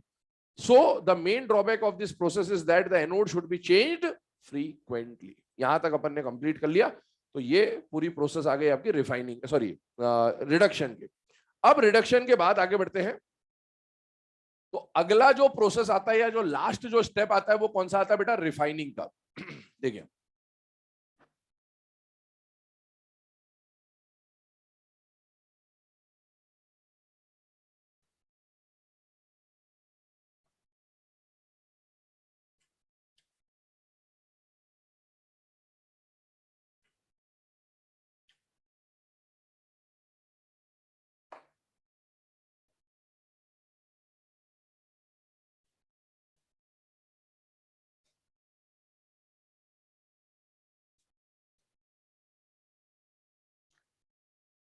अब देखिए, अभी तक हमने हर एक प्रोसेस से मेटल ऑब्टेन कर लिया। अब जो मेटल मिला उसको क्या करना है बेटा, रिफाइन करना है। रिफाइनिंग की प्रोसेस को आप ऐसा समझे, थोड़ा सा ना रिलेट करने के लिए बता रहा हूं। आपने 5 स्टेप पढ़ी मेटलर्जी में। पहला स्टेप था फर्जी, क्रशिंग, ग्राइंडिंग, पल्वराइजेशन, कुछ भी नहीं था उसमें, उसको साइड कर दो। पहला जो मेन स्टेप आपने पढ़ा वो था कंसंट्रेशन। उसमें आपने 2 कैटेगरी पढ़ी थी, फिजिकल और केमिकल। ये लास्ट स्टेप है, इसमें भी वही 2 स्टेप लगेंगे, फिजिकल मेथड्स भी आएंगे और केमिकल मेथड्स भी आएंगे। ठीक है, फिजिकल मेथड्स ऑफ रिफाइनिंग की अगर हम लोग बात करें तो बेटा याद करिए, कंसंट्रेशन की जब आपने फिजिकल मेथड्स पढ़ी थी, 3 पढ़ी थी, gravity, separation, froth, flotation, magnetic. यहां पर फिजिकल मेथड्स ऑफ रिफाइनिंग में भी 3 प्रोसेस आएंगे आपके सामने, थोड़ा सा रिलेट करने के लिए ताकि याद रहे, इसलिए ऐसा बता रहा हूं। पहला जो प्रोसेस आएगा वो आएगा लिक्वेशन। दूसरा जो प्रोसेस आएगा वो आएगा डिस्टिलेशन, जो इस बार एग्जाम में भी आया था। और तीसरा जो प्रोसेस आएगा वो आएगा जोन रिफाइनिंग, जो भी एग्जाम में आया था और बच्चे गलत पिक करके आए थे, है ना। इन्हीं दोनों में कंफ्यूजन था जो एग्जाम में क्वेश्चन आया था। अब आइए यहां पर, फिजिकल में 3 मेथड्स हैं, तो 3 मेथड्स को 1 बाय 1 डिस्कस कर रहे हैं। एग्जाम में क्वेश्चन आया था अल्ट्रा प्योर मेटल, ऐसे लिख के दिया था। क्या लिख के दिया था, अल्ट्रा प्योर मेटल। बस वो अल्ट्रा प्योर लिखा और दिल की धड़कनें बढ़ गई आप लोगों के, है ना। अल्ट्रा प्योर सुनते ही दिमाग में जोन रिफाइनिंग आ जाता है, क्योंकि जनरली जोन रिफाइनिंग पढ़ाते वक्त अल्ट्रा प्योर मेटल बोला जाता है। मैं भी बोलता हूँ, उसमें कोई नई चीज नहीं है, अल्ट्रा प्योर मेटल इसमें बोला जाता है।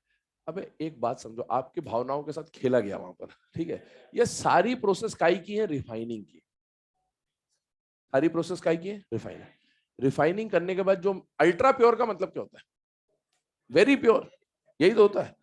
क्या आप इनमें से कोई भी प्रोसेस लगाओ, अल्ट्रा प्योर ही तो मेटल मिलेगा। लगाई क्यों रहे, प्योर मेटल ऑब्टेन करने के लिए। चाहे इसमें बोल, इसमें भी अल्ट्रा प्योर मेटल ही मिलेगा बेटे, इसमें भी अल्ट्रा प्योर ही मिलेगा, इसमें भी अल्ट्रा प्योर ही मिलेगा। वहां जो आगे पढ़ोगे सब रिफाइनिंग है बेटा। इनमें हर किसी में जब मेटल मिलेगा तो वो प्योरेस्ट ही मिल रहा है, जो जितना प्योर मिल सकता है, तो उसको क्या बोला जाएगा, अल्ट्रा प्योर ही मिला बोला जाएगा। ध्यान रखना, अल्ट्रा प्योर सुन के ये मत सोचा करो, ऐसा सोचना भी मत कभी कि सिर्फ जोन रिफाइनिंग है, ये भी अल्ट्रा प्योर है, ये भी अल्ट्रा प्योर है, क्योंकि आप रिफाइनिंग कर रहे हो, पहली बात ये। दूसरा, आपको उस क्वेश्चन में हालांकि एक हिंट भी था, बोला था कि the metal which is liquid at room temperature, तो वहां पर उस क्वेश्चन में ऐसा दिया हुआ था, और उसका मतलब है आपको समझ में आना चाहिए था कि Hg की बात हो रही है। केवल एक ही एलिमेंट रूम टेम्परेचर पे लिक्विड होता, वो होता है Hg। उस टाइम पे बच्चों के दिमाग में गैलियम आया था, जिन्होंने गलत किया होगा गैलियम ही आता है। गैलियम रूम टेम्परेचर पे लिक्विड नहीं होता है, लिक्विड रूम टेम्परेचर पे एक ही होता है, कौन होता है? मरकरी। गैलियम लिक्विड मिलता है लेकिन 30-32 डिग्री के आसपास मिलता है। तो ऐसे तो रूम टेम्परेचर से ऊपर से बहुत सारे लिक्विड मेटल हो सकते हैं, बट रूम टेम्परेचर पे एक ही लिक्विड मेटल होता है और एक ही लिक्विड नॉन मेटल होता है, जो कि ब्रोमीन आप जानते हैं। चलिए स्टार्ट करते हैं प्रोसेस को। ये प्रोसेस किसके ऊपर बेस्ड है बेटा? फिजिकल प्रॉपर्टीज के ऊपर बेस्ड है। अभी सोचिए, इससे पहले वाली स्टेप्स में जो आपको मेटल मिला, वो मेटल सपोज सॉलिड फॉर्म में आपको मिल गया है ना, उसको जैसा भी मिला उस मेटल को अपन ने कैथोड वैथोड से निकाल लिया, सॉलिडिफाई कर दिया। अब उस मेटल को नाम देखिए, नाम से कहानी समझ में आएगी। लिक्वेशन मतलब सॉलिड से किस में कन्वर्ट करना है? लिक्विड। यहां पर जो प्रॉपर्टी काम में आएगी वो आएगी मेल्टिंग पॉइंट, बॉइलिंग पॉइंट और सॉलिबिलिटी टाइप की प्रॉपर्टी यूज आएगी, फिजिकल प्रॉपर्टीज यूज में आएंगी। आप बताइए लिक्वेशन का मतलब क्या है? मेल्ट करना या बॉइल करना? सोचो आराम से। लिक्वेशन मतलब लिक्विड में बदल रहे हो, लिक्विड बदल रहे हो मतलब सॉलिड को ही लिक्विड में बदल रहे होगे, सॉलिड को लिक्विड में बदल रहे होगे, इसका मतलब क्या कहलाएगा? ये मेल्टिंग पॉइंट। तो इसका जो प्रिंसिपल है वो मेल्टिंग पॉइंट के ऊपर बेस्ड है। यहाँ डिस्टिल कर रहे हैं, डिस्टिल करने का मतलब है वेपोराइज करना, और वेपोराइज करने का मतलब है इसका जो प्रोसेस का प्रिंसिपल बेस्ड होगा वो किसके ऊपर बेस्ड होगा? Boiling point. अभी दोनों की कहानी समझिए पहले। अगर आपके पास एक मेटल जो आपको मिल चुका है इससे पहले वाली प्रोसेस में, और मेटल के साथ कुछ इंप्योरिटीज है, ध्यान सुनिएगा, मेटल के साथ जो ये प्रोसेस बेसिकली किस मेटल्स के लिए यूज होगा? ऐसे मेटल्स जिनका खुद का मेल्टिंग पॉइंट, क्योंकि हम मेल्टिंग पॉइंट के बेस पे बात कर रहे हैं, ऐसा मेटल जिसका खुद का मेल्टिंग पॉइंट क्या हो बेटा? कम, लेकिन उनके साथ जो इंप्योरिटीज मिलती हो उनका मेल्टिंग पॉइंट अगर ज्यादा हो। तो ऐसे मेटल्स के लिए जो रिफाइनिंग का प्रोसेस यूज होता है वो कौन सा प्रोसेस होता है बेटा? लिक्वेशन। मतलब मेटल का खुद का मेल्टिंग पॉइंट कम हो बट उसके साथ एसोसिएटेड जो इंप्योरिटी है उनका मेल्टिंग पॉइंट क्या हो? ज्यादा, आप लिक्वेशन यूज कर सकते हैं। अब ऐसे मेटल्स कौन से? तो ग्रुप 14 और ग्रुप 15 के लास्ट के दो एलिमेंट्स, क्योंकि मेटल वहीं पे डाउन द ग्रुप जाने पर, तो काशी गए संत प्रभु, और नहीं पढ़ना ऐसा सब्जेक्ट बायो। ये चार ऐसे मेटल्स हैं जिनका खुद का मेल्टिंग पॉइंट कम होता है, बट इनके साथ जो इंप्योरिटीज होती हैं उनका मेल्टिंग पॉइंट कंपैरेटिवली क्या होता है? बहुत ज्यादा। तो इनके लिए हम लोग क्या यूज करते हैं? लिक्वेशन। अब लिक्वेशन काम कैसे करता है वो भी समझ लें। इधर देखें, एक ऐसा थोड़ा सा स्लाइडेड फॉर्म में आपने ऐसा हर्थ बना रखा है, हर्थ मतलब एक apparatus बना रखा है। यहां पर आपने मेटल का जो भी सॉलिड वॉलिड पाउडर वाउडर है वो डाल दिया, इसमें इंप्योरिटी भी है, और नीचे से आपने इसको गर्म करना चालू किया। अब आप क्या कर रहे हैं? जो टेम्परेचर हम लोग इंक्रीज करेंगे, टेम्परेचर ऐसा होगा कि पहले 0 डिग्री, फिर 1 डिग्री, फिर 5 डिग्री, फिर 10 डिग्री, धीरे धीरे बढ़ाएंगे। कब तक बढ़ाना है टेम्परेचर? टेम्परेचर बढ़ाते जाए, बढ़ाते बढ़ाते जाए, जैसे ही इनमें से थोड़ा सा भी लिक्विड फॉर्म बनता हुआ दिखे, पिघलता हुआ दिखा, आप टेम्परेचर कांस्टेंट कर देंगे। क्यों? क्योंकि पहले ये मेल्ट होना चालू हो गया और ये तब तक मेल्ट होना चालू नहीं हो, तो आपको टेम्परेचर कांस्टेंट करना जरूरी है। आपने टेम्परेचर कांस्टेंट कर दिया, कब कांस्टेंट करा? जब ये मेल्ट होना चालू हो गया। अब इसी में apparatus में आगे ऐसे स्पीड ब्रेकर टाइप के बने होते हैं, ठीक है? ये जैसे ही मेल्ट हुआ, तो मेल्ट हुआ तो फ्लो होना चालू होगा, और बहुत सारा कंसंट्रेशन है तो फ्लो होके ऐसे ऐसे निकलता जाएगा, और जो सॉलिड पार्टिकल्स है जो मेल्ट नहीं होते वो धीरे धीरे यहाँ स्पीड ब्रेकर पे जाके रुकते जाएंगे, थोड़े थोड़े आके रुकते जाएंगे। एक टाइम ऐसा आएगा सारे पार्टिकल्स यहाँ रुक गए और नीचे सिर्फ आपको प्योर मेटल मिल जाएगा। तो इस तरह से आप लिक्वेशन करके मेटल को और इंप्योरिटी को क्या करते हैं बेटा? सेपरेट करते हैं। ठीक है, आगे बढ़ते हैं। सेकेंड जो प्रोसेस आ रहा है वो आ रहा है डिस्टिलेशन, बॉइलिंग पॉइंट के ऊपर बेस्ड है। यहाँ की कहानी भी बिल्कुल सेम है। मेटल और इंप्योरिटी की बात करें, ऐसा मेटल जिसका खुद का बॉइलिंग पॉइंट कम हो लेकिन उसके साथ जुड़ी हुई इंप्योरिटी का बॉइलिंग पॉइंट ज्यादा हो, ये सेम कहानी है, बस मेल्टिंग पॉइंट के बदले क्या गया? बॉइलिंग पॉइंट आ गया। तो ऐसे मेटल जिनका खुद का बॉइलिंग पॉइंट कम हो लेकिन उसके साथ एसोसिएटेड इंप्योरिटीज का बॉइलिंग पॉइंट ज्यादा हो, इनके लिए हम लोग कौन सी प्रोसेस यूज कर सकते हैं बेटा? डिस्टिलेशन। ये कहानी कौन दिखाएगा? D block volatile metals. क्या डी ब्लॉक में वॉलेटाइल मेटल्स आप जानते हैं कौन कौन होता है? ZnCdHg, बस उन्हीं के लिए प्रोसेस यूज होती है। आप जो ग्रुप 12 है उसमें जो ZnCdHg होता है, जिंदगी कबाड़ा हो गई, ये वो मेटल्स है जिनको क्या बोला जाता है बेटा? वॉलेटाइल मेटल्स बोला जाता है। और वॉलेटाइल मेटल्स बोलने का मतलब इनका बॉइलिंग पॉइंट बहुत कम होता था। तो इनके साथ, इनका खुद का बॉइलिंग पॉइंट कम है पर इनके साथ मिलने वाली इंप्योरिटीज का बॉइलिंग पॉइंट क्या होता है बेटा? बहुत ज्यादा होता है। और इनके लिए क्या यूज किया जाता है? Distillation. D for distillation, D for D block. इस तरह से याद भी रख सकते हैं, कोई दिक्कत नहीं। अब इसमें प्रोसेस में क्या होता है वो समझने की कोशिश करिए। एक ऐसा कंटेनर लिया, डिस्टिलेशन आपने 9th क्लास में पढ़ा होता है, सिंपल डिस्टिलेशन और फ्रैक्शनल डिस्टिलेशन सुना होता है नाम आपने। तो इसमें जो कंटेनर है उसके बारे में बात करते हैं, किस तरह से ये apparatus काम कर रहा होता है वो समझिए। सपोज ऐसा कुछ अपन ने डायग्राम बना दिया। अब इसमें हो क्या रहा है, यहां पर आपने जो ये मेटल है और इसके साथ एसोसिएटेड इंप्यूरिटी है, इसको यहां पर रखा आपने, और ये अभी लिक्विड फॉर्म में, क्योंकि आप डिस्टिल कर रहे हो मतलब वेपर में बनाने की बात कर रहे हो, तो अभी ये लिक्विड फॉर्म में, और धीरे धीरे आपने टेम्परेचर बढ़ाना शुरू किया इसी की तरह। टेम्परेचर कब तक बढ़ाना है, टेम्परेचर तब तक बढ़ाना है जब तक ये पूरा ट्रांसपेरेंट टाइप का होता है। तो आपको जैसे ही भाप या वेपर्स बनते हुए दिखे, आप टेम्परेचर रोक देंगे। पहले किसके वेपर्स बनने चालू हो गए होंगे, मेटल के। तो आपने टेम्परेचर कांस्टेंट कर दिया ताकि सिर्फ मेटल के वेपर्स बने और इंप्योरिटी के वेपर्स ना बने। मेटल के वेपर्स धीरे धीरे धीरे धीरे राइज होकर यहां आएंगे, क्योंकि आपने डायरेक्शन ही ऐसी कुछ दे रखी है। तो डायरेक्शन जब ऐसी दे रखी है, तो देखिए सपोज ऐसा बना देता हूं, ये तो आपने डायरेक्शन ऐसा दे रखा, तो वेपर्स यहां निकले और ये कंडेंसर होता है। यहां पर क्या करते हैं बेटा, कूल डाउन करते हैं, और कूल डाउन किया तो यहां पर जैसे ही वो वेपर्स कूल हुए तो लिक्विड फॉर्म में आ गए बेटा, और यहां पर जाके लिक्विड जो है वो कलेक्ट हो जाएगा। यहां पर कौन मिल जाएगा, मेटल मिल जाएगा, क्योंकि मेटल वेपोराइज पहले हुआ था और मेटल का लिक्विड फॉर्म यहां आ गया, और यहां इंप्योरिटी लेफ्ट ओवर रह जाएगी। इस पूरे प्रोसेस को क्या बोलते हैं बेटा, डिस्टिलेशन। आगे आइए थर्ड प्रोसेस पे, जोन रिफाइनिंग। पहले दोनों प्रिंसिपल्स जो है, पहले दोनों जो प्रोसेस है उनके प्रिंसिपल्स आपको बताए कि मेल्टिंग पॉइंट का डिफरेंस आ गया, बॉइलिंग पॉइंट का डिफरेंस आ गया। थर्ड में जोन रिफाइनिंग में क्या आता है, जरा एक बार मॉड्यूल रीड करें, बहुत इंपॉर्टेंट है जोन रिफाइनिंग। बोर्ड्स में लगातार क्वेश्चन पूछा जाता है जोन रिफाइनिंग का, प्रिंसिपल का मेनली, है ना। और क्योंकि नीट में क्वेश्चन पेपर बोर्ड के आसपास ही आएगा, इसीलिए पढ़ना जरूरी है। रिफाइनिंग का प्रोसेस पढ़िए। प्रोसेस में वो जो प्रिंसिपल है वहां पर एक लाइन मिल रही होगी आपको बेसिकली, कि impurity tends to remain soluble in molten form या डिसॉल्व्ड इन मॉल्टन फॉर्म, इस तरह की एक लाइन मिल रही होगी, वो उसका प्रिंसिपल है, उसको अंडरलाइन कर लीजिएगा। वो बहुत इंपॉर्टेंट लाइन है, याद होनी चाहिए बिल्कुल आपको। आइए इधर जोन रिफाइनिंग की बात करना, होता क्या जोन रिफाइनिंग में। पहली बात, जोन रिफाइनिंग किसके लिए यूज होता है, ऐसे एलिमेंट्स के लिए यूज होता है जिनसे क्या बनते हैं बेटा, सेमीकंडक्टर डिवाइसेस बनते हैं। मेनली ये तीनों के लिए बात होती है सिलेबस के अकॉर्डिंगली। आप देखिए सपोज आपने एक बार बनाया मतलब एक सॉलिड फॉर्म, जो भी मेटल था उसका सॉलिड फॉर्म आपने बना दिया, ऐसा रॉड बना दिया, इसमें ये मेटल के पार्टिकल्स हैं बेटे, और सपोज गैलियम हम लोग मान के चल रहे हैं, तो सपोज ये गैलियम के पार्टिकल्स हैं और इसमें थोड़े बहुत इंप्योरिटी के पार्टिकल्स हैं, ठीक है। अब इस पूरे प्रोसेस में क्या होता है, आपने एक सॉलिड बार इसका लिया और आपके पास एक सर्कुलर हीटर है बेटा। कैसा हीटर है बेटा, सर्कुलर हीटर है, ठीक है। एक हीटर ले लिया, सर्कुलर ले लें, रेक्टेंगुलर ले लें, कैसा भी ले लें, हीटर एक आपके पास है, सर्कुलर हीटर लिया। ये सर्कुलर हीटर तरह से काम करेगा वो समझने की कोशिश करिए। सर्कुलर हीटर उतना ही हीट देगा जिससे ये बार पिघल के टपक के नीचे ना गिर जाए। पहली बात, ऐसा नहीं होना चाहिए कि इतना हीट कर दिया कि सब फिर कुछ भी नहीं होगा, है ना। तो हाँ, आपको हीटर, ये हीटर किस तरह से काम कर रहा होता है, जैसे अपन गर्मी के टाइम पे देखते हैं ना, सड़क जो होती है डामर, तो वो ऐसा दिखता है कि पिघल भी गया है और बहता भी नहीं है, उस टाइप का है कि आपको बस पार्टिकल्स के अंदर मूवमेंट लाना है, इतनी ही हीट देनी है, ऐसा नहीं करना कि सारा का सारा टपक के नीचे आ जाए, ठीक है। तो आप जब हीटर मूव कर रहे हो तो इसमें हीटर का मूवमेंट समझिएगा। मेन हीटर का मूवमेंट कैसे हो रहा है, ये मान लो हीटर है, ऐसे चला, यूं ले गए। अब इसमें एक बार में प्रोसेस कंप्लीट नहीं होती, आपको बार बार ये प्रोसेस रिपीट करना होता है, मतलब ये हीटर का मूवमेंट बार बार कराना होता है। तो अगर आप यहां से आए तो दूसरी बार ऐसे नहीं आओगे, वरना सारी कहानी जहां से चालू हुई थी वहीं पहुंच जाएगी। तो यहां पहुंचे, ये मूवमेंट है इसका, ऐसे एक ही डायरेक्शन में मूव करेगा।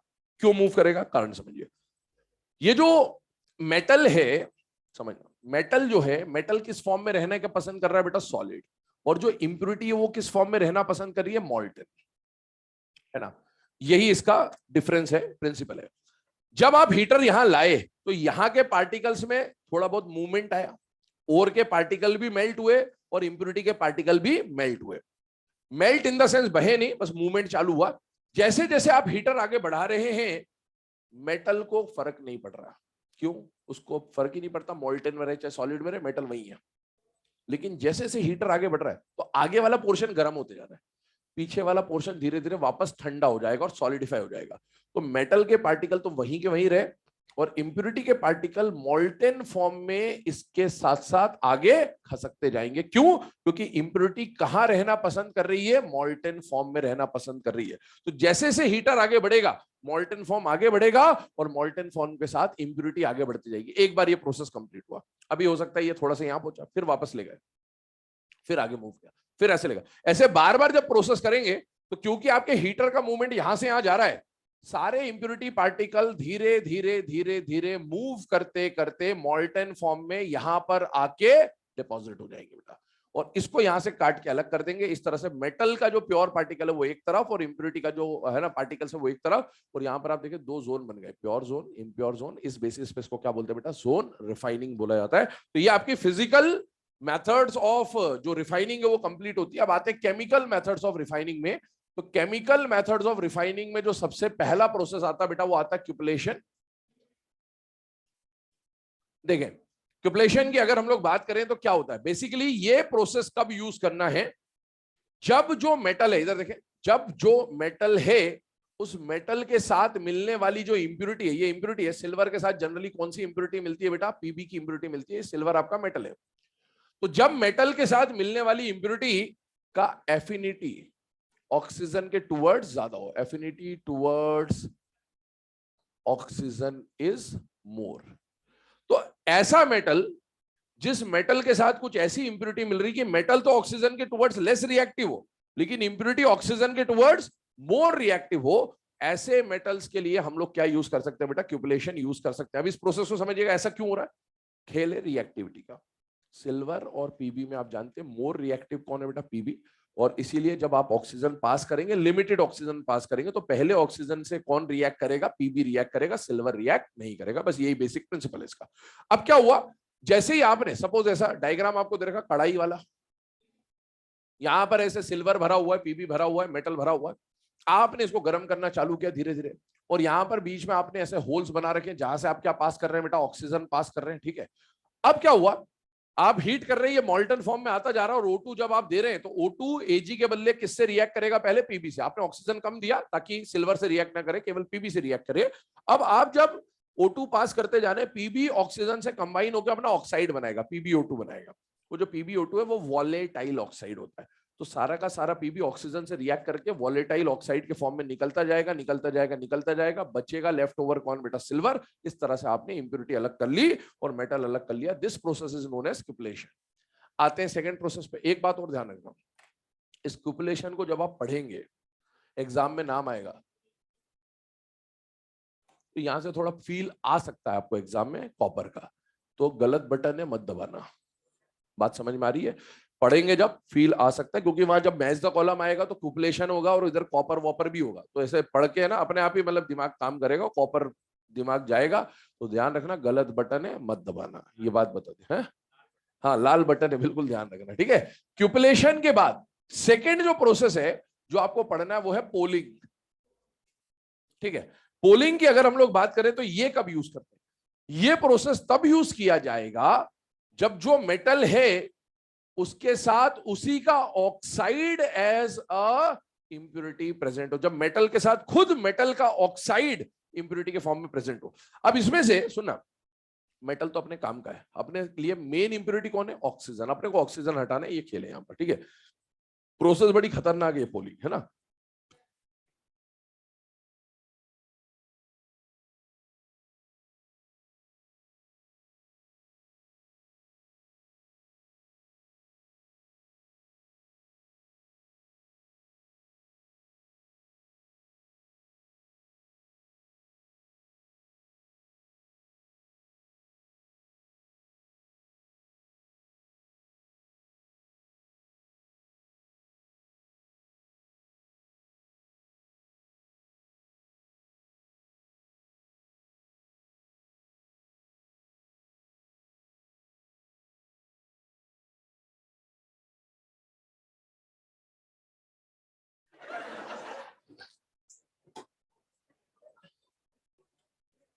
ध्यान सुनो, पोलिंग में क्या हो रहा है, पोलिंग में सपोज ऐसा आपने कॉपर और कॉपर का बेसिकली ऑक्साइड है, इंप्योरिटी इसी में, आप इसको हीट करते जा रहे हैं, ये मॉल्टन फॉर्म में आ रहा है, और इसमें हम लोग ग्रीन बैम्बू स्टिक जो है उसमें स्टिर कर रहे होते हैं।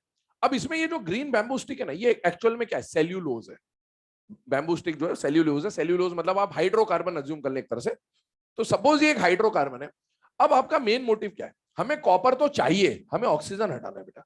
जब आप ग्रीन बैम्बू स्टिक को इसके अंदर स्टिर कर रहे हैं तो जो ऑक्सीजन है ना, हीट की वजह से वो कार्बन और हाइड्रोजन के साथ कंबाइन होगा, और कंबाइन होकर basically combustion of hydrocarbon type का प्रोसेस हो रहा है। और इस कंबस्शन की वजह से सारा ऑक्सीजन कार्बन और हाइड्रोजन के साथ धीरे धीरे रिएक्ट करके CO2 और H2 या H2O के फॉर्म में निकलता जाएगा, और सारा का सारा ऑक्सीजन धीरे धीरे इनके साथ रिएक्ट करके बाहर हो गया। जैसे ही ऑक्सीजन खत्म हुआ, इस बैम्बू स्टिक से कॉपर का कुछ होना नहीं है, रिएक्शन होगा नहीं, और इस वजह से आप स्टिर करते जाएंगे, एक टाइम के बाद सारा ऑक्सीजन जो है वो हाइड्रोकार्बन के साथ कंबस्शन के फॉर्म में CO2 H2O बना के बाहर हो गया, और आपको क्या मिल जाएगा बेटा? प्योर कॉपर मिल जाएगा। This process is known as poling. आगे बढ़ते हैं, तीसरे प्रोसेस की तरफ चले। तो तीसरा प्रोसेस जो है, आपको शायद इलेक्ट्रो रिफाइनिंग पहले दे रखा है, तो मैं इलेक्ट्रो रिफाइनिंग बाद में बताऊंगा। उसके बाद जो वेपर फेज रिफाइनिंग है वो पहले डिस्कस कर रहे हैं। वैन आर्कल मेथड और निकल मॉन्ट्स प्रोसेस की बात कर रहे हैं। वेपर फेज रिफाइनिंग, ध्यान सुनिएगा। वेपर फेज रिफाइनिंग जो है, इसको समझने की कोशिश करें तो इसमें सबसे पहला जो प्रोसेस आपको पढ़ना है, दो प्रोसेस है इसमें। तो पहला प्रोसेस कौन सा पढ़ना है बेटा? Van Arkel process. और दूसरा प्रोसेस जो आपको पढ़ना है वो है Mond's process. But Mond's process को मैं पूरा इस तरह से बोलूंगा, निकल मॉन्ड्स प्रोसेस, ताकि आपको एलिमेंट भी याद हो जाए एक तरह से। तो आप देखिए, वेपर फेज रिफाइनिंग में आपके पास दो प्रोसेस है, एक तो वैन आर्कल प्रोसेस है और दूसरा कौन है बेटा? निकल मॉन्ड्स प्रोसेस है। पहली बात, वैन आर्कल प्रोसेस किसके लिए अप्लाई करते हैं? तो जनरली टी जरा हाफ टाइप के जो एलिमेंट्स है उसके लिए अप्लाई करते हैं, और ये किसके लिए अप्लाई करते हैं बेटा? निकल के लिए अप्लाई कर रहे होते हैं। होता क्या इस प्रोसेस में वो समझिए। टाइटेनियम आपके पास है पर इंप्योर है, मेटल इंप्योर है, अभी उसको प्यूरिफाई ही तो कर रहे हैं हम लोग। और निकल भी कैसा है बेटा? इंप्योर है।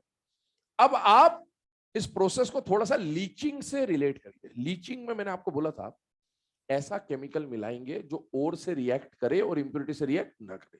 यहां पर भी आप ऐसा रिएजेंट मिलाएंगे जो मेटल से रिएक्ट करे और इंप्योरिटी से रिएक्ट ना करे। तो यहां पर जब वो रिएजेंट देखा गया तो वो रिएजेंट कौन मिला बेटा? I2। और यहां पर वो रिएजेंट कौन मिला बेटा? कार्बोनिल मिला, CO मिला।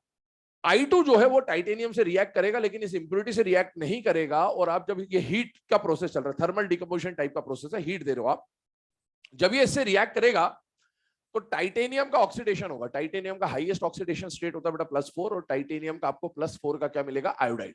इंप्योरिटी से आयोडीन ने रिएक्ट नहीं करा, इंप्योरिटी यहीं रह गया। टाइटेनियम और आयोडीन ने रिएक्ट करके क्या बना लिया बेटा? TiI4 बना लिया। पर हमें तो टाइटेनियम चाहिए, हमें टाइटेनियम का आयोडाइड नहीं चाहिए। हम इसको फर्दर इससे हायर टेम्परेचर पे यहां हीट करेंगे, क्योंकि इस टेम्परेचर पे तो ये बना है, मतलब ये थर्मल स्टेबल इस टेम्परेचर पे। तो इससे और ज्यादा टेम्परेचर देंगे, हीट करते जाएंगे करते जाएंगे करते जाएंगे। एक टाइम ऐसा आएगा ये कंपाउंड थर्मली डिकम्पोज होगा, और थर्मल डिकम्पोजिशन होगा तो जिस जिससे मिलके ये बना है उसी में ये टूट जाएगा। जब ये टूट जाएगा तो ध्यान सुनना, ये वाला जो स्पीशीज होना चाहिए, ये ऐसा स्पीशीज होना चाहिए जो हीट करने पर सबलाइम या वेपोराइज हो सके। और आयोडीन वेपोराइज हो जाएगा और टाइटेनियम आपको कैसा मिल जाएगा? प्योर। वरना अगर ये हटेगा ही नहीं, इसी के साथ मिक्स हो जाएगा तो फिर प्योरीफाई नहीं होगा। इसीलिए ये है ना, सबलाइम होने वाला स्पीशीज होना चाहिए, वेपोराइज होने वाला स्पीशीज होना चाहिए। आगे आइए, NiCO की बात करें। निकल के साथ आपने मिलाया कार्बोनिल, और आप जानते हैं निकल डी ब्लॉक का मेंबर है और कार्बोनिल एक स्ट्रॉन्ग लिगेंड है। तो बेटा ये आपस में मिलके कॉम्प्लेक्स का फॉर्मेशन करेंगे, टेट्रा कार्बोनिल निकल। ये हम लोग पहले भी पढ़ चुके हैं। इंप्योरिटी ने CO से रिएक्ट नहीं करा, पर निकल ने CO से रिएक्ट करा, ये बना लिया। अब इसको और हाई टेम्परेचर आपने दिया तो हाई टेम्परेचर पे जाके इसका थर्मल डिकम्पोजिशन होगा। थर्मल डिकम्पोजिशन होगा तो Na अलग और CO अलग। CO गैसियस फॉर्म में उड़ जाएगा और Na आपको क्या मिल जाएगा बेटा? प्योर Na मिल जाएगा। तो ये पूरा जो प्रोसेस है इसको बोलते हैं रिफाइनिंग ऑफ मेटल। अब इसमें एक प्रोसेस बचा हुआ है, कौन सा बचा हुआ है? Electro refining. उसके ऊपर डिस्कस करता हूं, पहले आप इसको देख लें। फोटो वगैरह लेनी है तो ले लो फटाफट।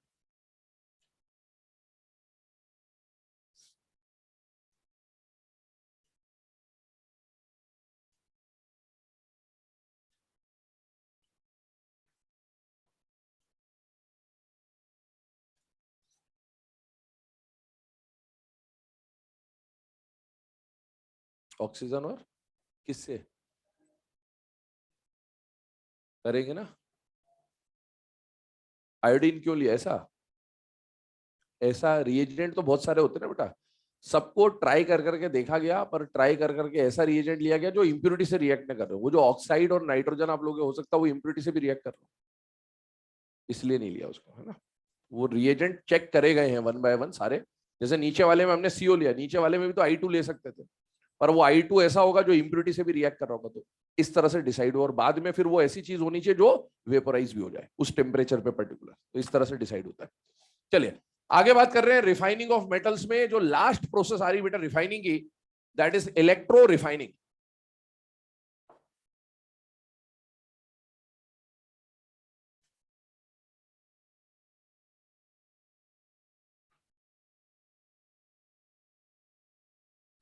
चलिए, इलेक्ट्रो रिफाइनिंग की अगर मैं बात करूं तो इलेक्ट्रो रिफाइनिंग में 3 स्टेप्स हो चुके, 3 प्रोसेस हो चुके, वहां पर 4th आ जाता है इलेक्ट्रो रिफाइनिंग ऑफ कॉपर। हम लोग पढ़ रहे हैं बेसिकली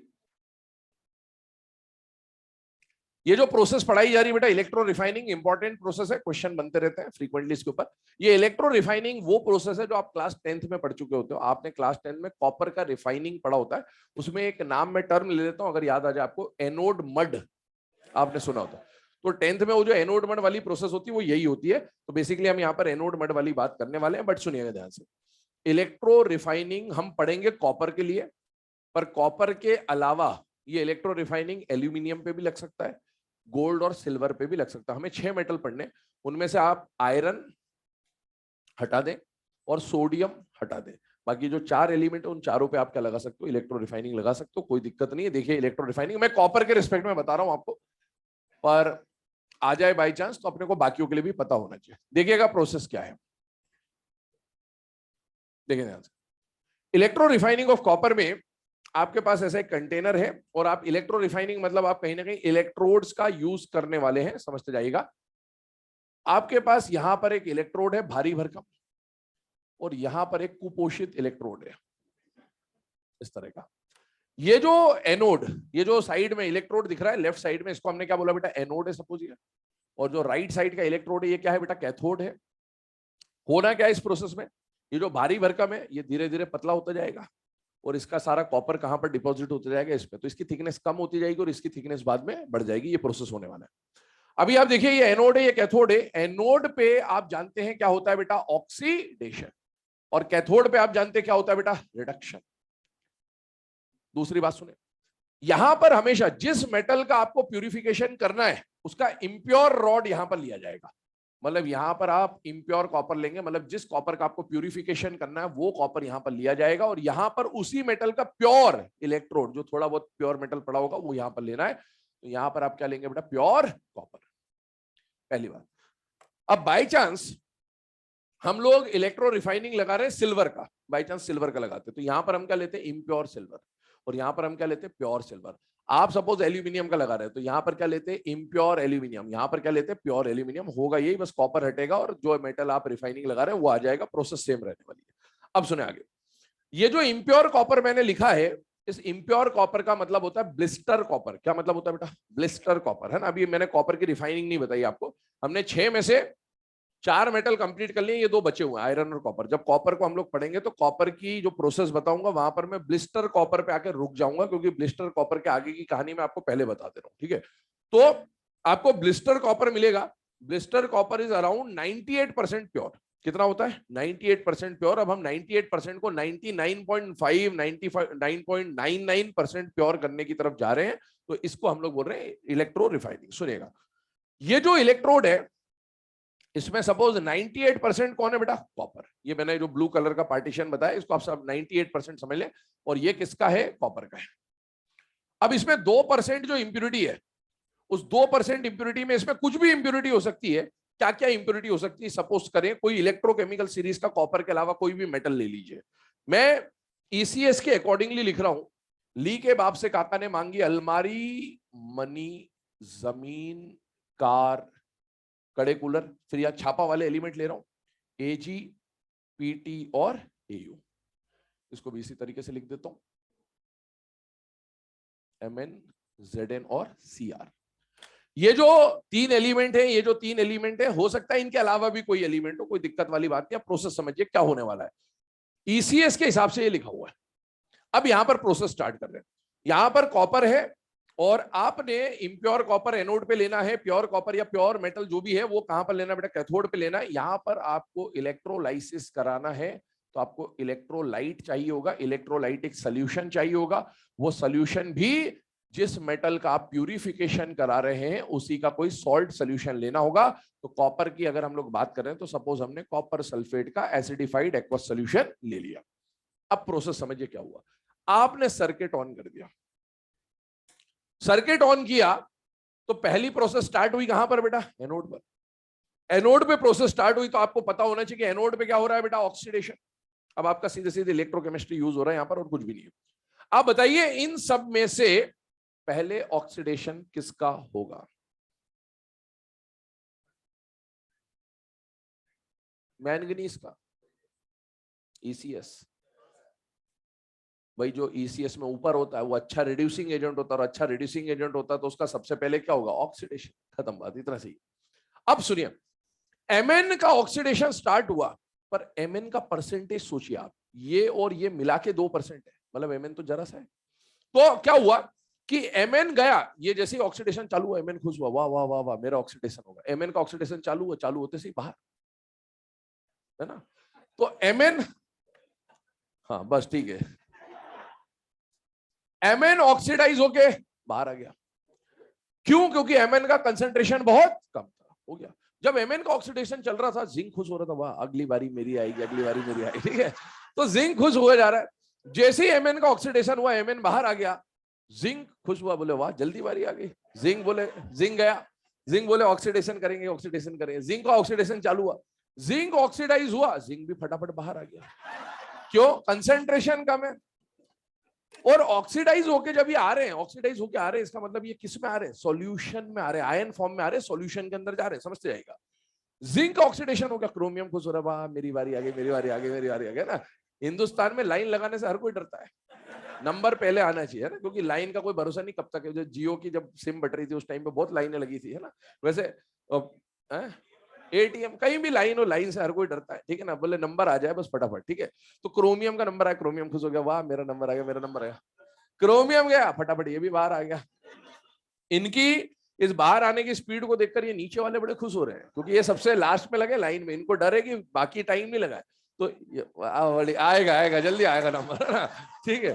तो सिल्वर, प्लेटिनम और गोल्ड खुश हो रहे हैं, बोले बढ़िया बढ़िया, इसी स्पीड से चलने दो, हमारी बारी जल्दी आएगी। फिर उसके बाद बारी, उसने इनने देखा कौन बचा, कॉपर ही तो बचा है, इनके लिए तो ये कॉपर ही है।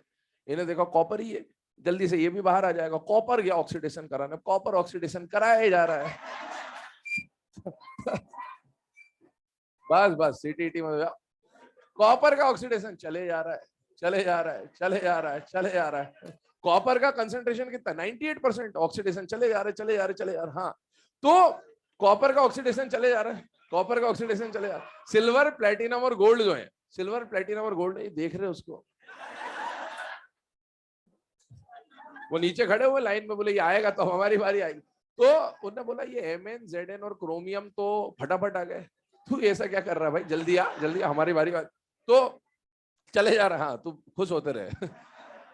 ये आ गया कॉपर ऑक्सीडेशन, यहां पर भी कॉपर, जैसे ही यहां तक पहुंचे इनको मजा आया, बोले हाँ अब बारी आएगी, है ना। तो कॉपर तो ऑक्सीडाइज होते होते कॉपर कहां पर आ गया? सॉल्यूशन में आ गया। अब जैसे ही इनकी बारी आई, इन्होंने, ये कहां खड़े थे? नीचे खड़े होकर कैसे देख रहे थे, बोले अब ये उतरेगा तो हम जाएंगे, ठीक है, हमारा ऑक्सीडेशन होगा। जैसे ही उन्होंने देखा कॉपर ने दरवाजा खुला, अब हमारी बारी। इनके खुद के पैर के नीचे जमीन खसक गई, जमीन खसक गई, ये तीनों यहां टपक गए। यकीन मानिए बहुत बुरा हुआ इनके साथ। ठीक है, तो ये जो AG, PT और AU है, सिल्वर, गोल्ड और प्लेटिनम है, इनके साथ देखिए ये क्या नाइंसाफी हुई इनके साथ। एक्चुअल में 98% जो इलेक्ट्रोड था, वो इलेक्ट्रोड जैसे ही कॉपर कॉपर कॉपर कॉपर खत्म हुआ, इलेक्ट्रोड टूट गया बेटा एक तरह से, क्योंकि 100% में 98% उड़ा दिया तो ये थोड़ा सा टिका थोड़ी रहेगा, वहां पर गिर गया। तो ये जो इलेक्ट्रोड है ना, ये धीरे धीरे टूटते गया, टूटते गया, टूटते गया, टूटते गया, और जैसे इनकी बारी आई उससे पहले कॉपर 98% था, कॉपर खत्म हुए, सारे के सारे धड़ाम से नीचे गिरे। ये किसके नीचे गिरे बेटा? एनोड के नीचे गिरे। और एनोड के नीचे जब ये गिरे तो एनोड में इन मेटल के साथ साथ थोड़ा बहुत जो इसमें मिट्टी विट्टी होगा वो भी गिरेगा, और इस कॉम्बिनेशन को हम लोग क्या बोलते हैं बेटा? एनोड मड बोलते हैं। ये एनोड मड आ गया।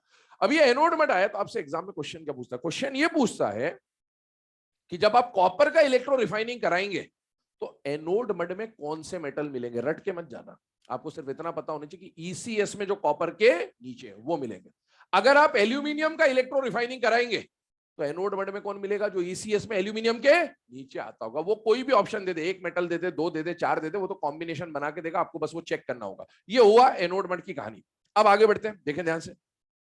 ये तीनों मेटालिक फॉर्म में नीचे आके बिल्कुल, है ना, गड्ढे में चले गए। ये तो इनका जमीन के नीचे, है ना, पैर के नीचे जमीन खसक गई, वो सब बात हो गई। अब इधर देखो, ये जो Mn, Zn और क्रोमियम है, ये आयन है, ये तैर रहे हैं पानी के अंदर, सॉल्यूशन के अंदर, ये कॉपर भी तैर रहा है, ये सारे कैटायन है बेटा।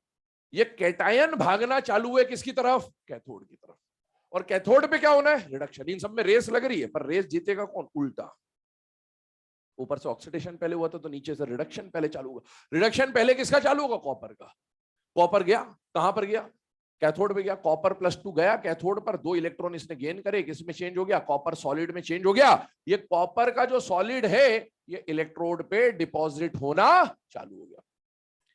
इस तरह से डिपॉजिट होता जा रहा है। यहां से ये इलेक्ट्रोड टूटती जा रही है, यहां पर कॉपर डिपॉजिट होते जा रहा है। इलेक्ट्रोड टूटती जा रही है, इधर कॉपर डिपॉजिट होते जा रहा है। धीरे धीरे इसकी थिकनेस कम हो गई, डिस्ट्रॉय हो गया, इसकी थिकनेस बढ़ती गई। यहां पर जब ये कॉपर का ऑक्सीडेशन चल रहा है तो ये तीनों देख रहे हैं। अब हम जल्दी आ गए तो तू भी निकल, तो हमारी बारी आए, है ना। तो ये कॉपर का ऑक्सीडेशन चले जा रहे, चले मतलब रिडक्शन चले जा रहा है, कॉपर में डिपॉजिट होते जा रहा है। जैसे ही कॉपर का डिपोजिशन यहाँ खत्म हुआ, ये तीनों खुश हुए, वाह अब आ रही आएगी, सर्किट बंद, है ना। तो ये तीनों तो जमीन पे टपके हुए मिले, ये तीनों पानी में तैरते हुए मिले। यहाँ पर ये जो कॉपर का इलेक्ट्रोड बना है इसको उठा के बाहर कर लिया, ये होता है इलेक्ट्रो रिफाइनिंग ऑफ कॉपर। तो इस तरह से कोई भी मेटल आए उसका क्या किया जाता है बेटा? इलेक्ट्रो रिफाइनिंग किया जाता है। ये पूरा कोर कॉन्सेप्ट इसका, बेस्ड ऑन इलेक्ट्रोकेमिस्ट्री। इस तरह से ये प्रोसेस चल रही होती है, ठीक है। तो इसको नोट कर लें, इलेक्ट्रो रिफाइनिंग। डायग्राम वैसे वहां दे ही रखा होगा, नहीं दे रखा क्या?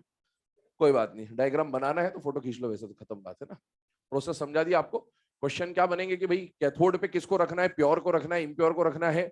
एनोड मड में कौन सा मेटल मिलेगा? तो आपको बता ही दिया, ईसीएस में उस पर्टिकुलर मेटल जिसकी रिफाइनिंग चल रही है उसके नीचे जो आता होगा वो आ जाएगा। इसके बाद है ना, रिफाइनिंग ऑफ मेटल्स के बाद अब 2 मेटल्स की हमें प्रोसेस पढ़नी है। एक तो कौन है बेटा? आयरन, और दूसरा कौन है बेटा? कॉपर। क्या हो गया? कोई दुविधा?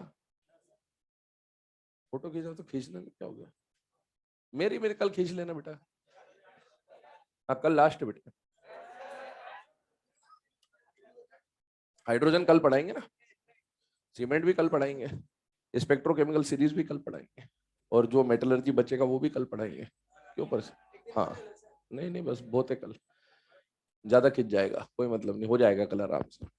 चले, इलेक्ट्रो रिफाइनिंग ऑफ कल है ना, वो हाइड्रोजन वाला मॉड्यूल लेके आना, मॉड्यूल नंबर 2, 5 भी लेके आना, 2 भी लेके आना, है ना। ये दोनों मॉड्यूल लेके आना, हाइड्रोजन का मॉड्यूल लेना। हाइड्रोजन में मैं पहले आपको आइडिया दे दूं, हाइड्रोजन में आइसोटोप्स तो आपको पता ही है, 3 होते हैं, कुछ भी नहीं है उसमें। H2 का प्रिपरेशन हम शुरू से आखिरी तक पढ़ते आ रहे हैं।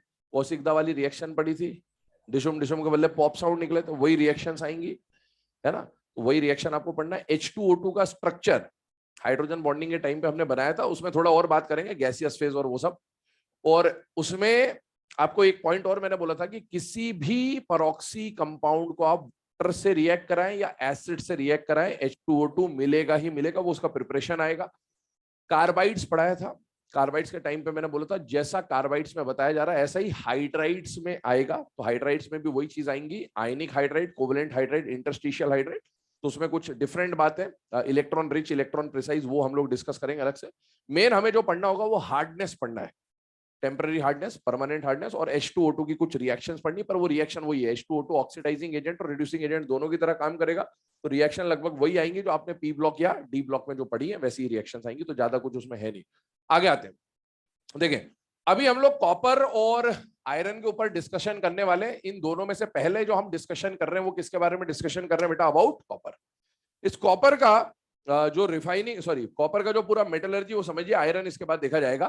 कॉपर में क्या हो रहा है, आप पहले तो मॉड्यूल में फ्लो चार्ट आपको दे रखे है ना, मॉड्यूल में फ्लो चार्ट दे रखे हैं, वहां फ्लो चार्ट पे पहुंचिए। फ्लो चार्ट में 5 मेटल्स का फ्लो चार्ट आपको दिया हुआ है। पहला मेटल है एल्यूमिनियम, दूसरा सिल्वर गोल्ड दे रखा है, और बाद में कॉपर और आयरन भी आपको दे रखा है। पहले ये फ्लो चार्ट में आपको समझा दे रहा हूं, मॉड्यूल एल्यूमिनियम का फ्लो चार्ट देंगे। ये ऑलरेडी सारी प्रोसेस आपने पढ़ रखी है, इसमें आप देखते जाएं। इधर पहला वाला जो बॉक्स है वहां पर आपको फाइनली डिवाइडेड बॉक्साइट दे रखा है। कल हमने पढ़ा था बॉक्साइट 2 तरह के होते हैं, रेड बॉक्साइट और व्हाइट बॉक्साइट। रेड बॉक्साइट के लिए आपने हॉल्स और बेयर्स प्रोसेस लगाया, व्हाइट बॉक्साइट के लिए आपने सरपेक प्रोसेस लगाया।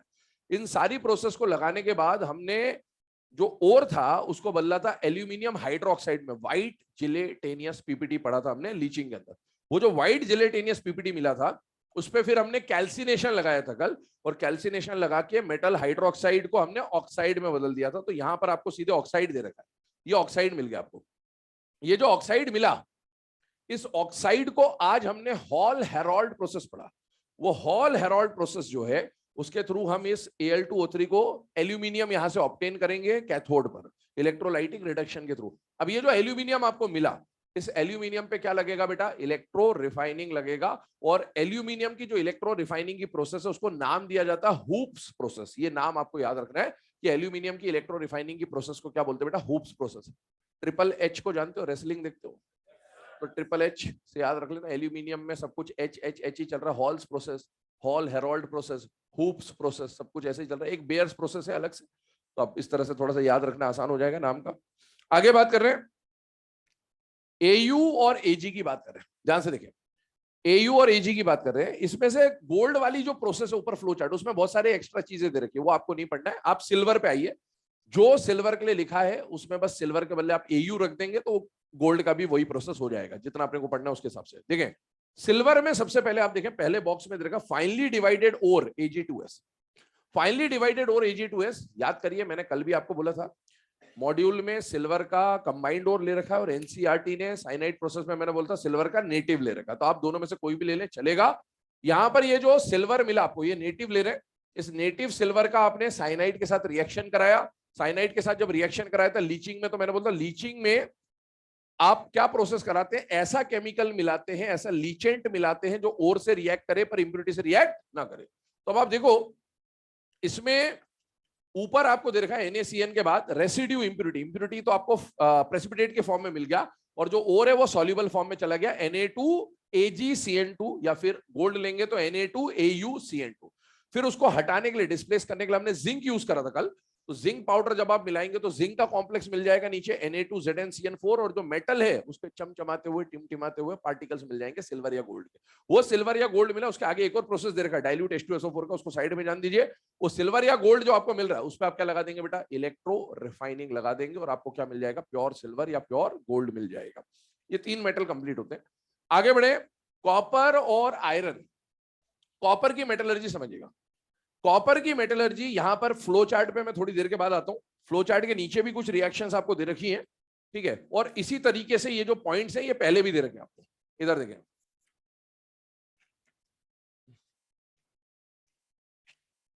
यहां पर पेज नंबर 153 पे आइए।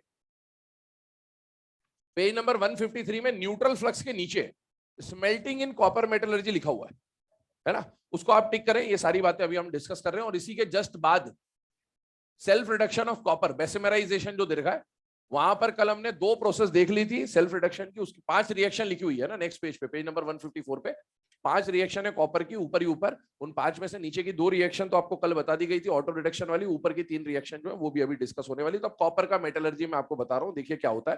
फ्लो चार्ट में भी वो चीजें हैं, पहले समझ लीजिए बोर्ड पे क्या होने वाला है। कॉपर मेटलर्जी शुरू होती है कॉपर की ओर के साथ, और कॉपर का जो ओर हम लोग यूज करते हैं वो है कॉपर पायराइट्स। कॉपर पायराइट्स, ये कॉपर का पायराइट ओर है।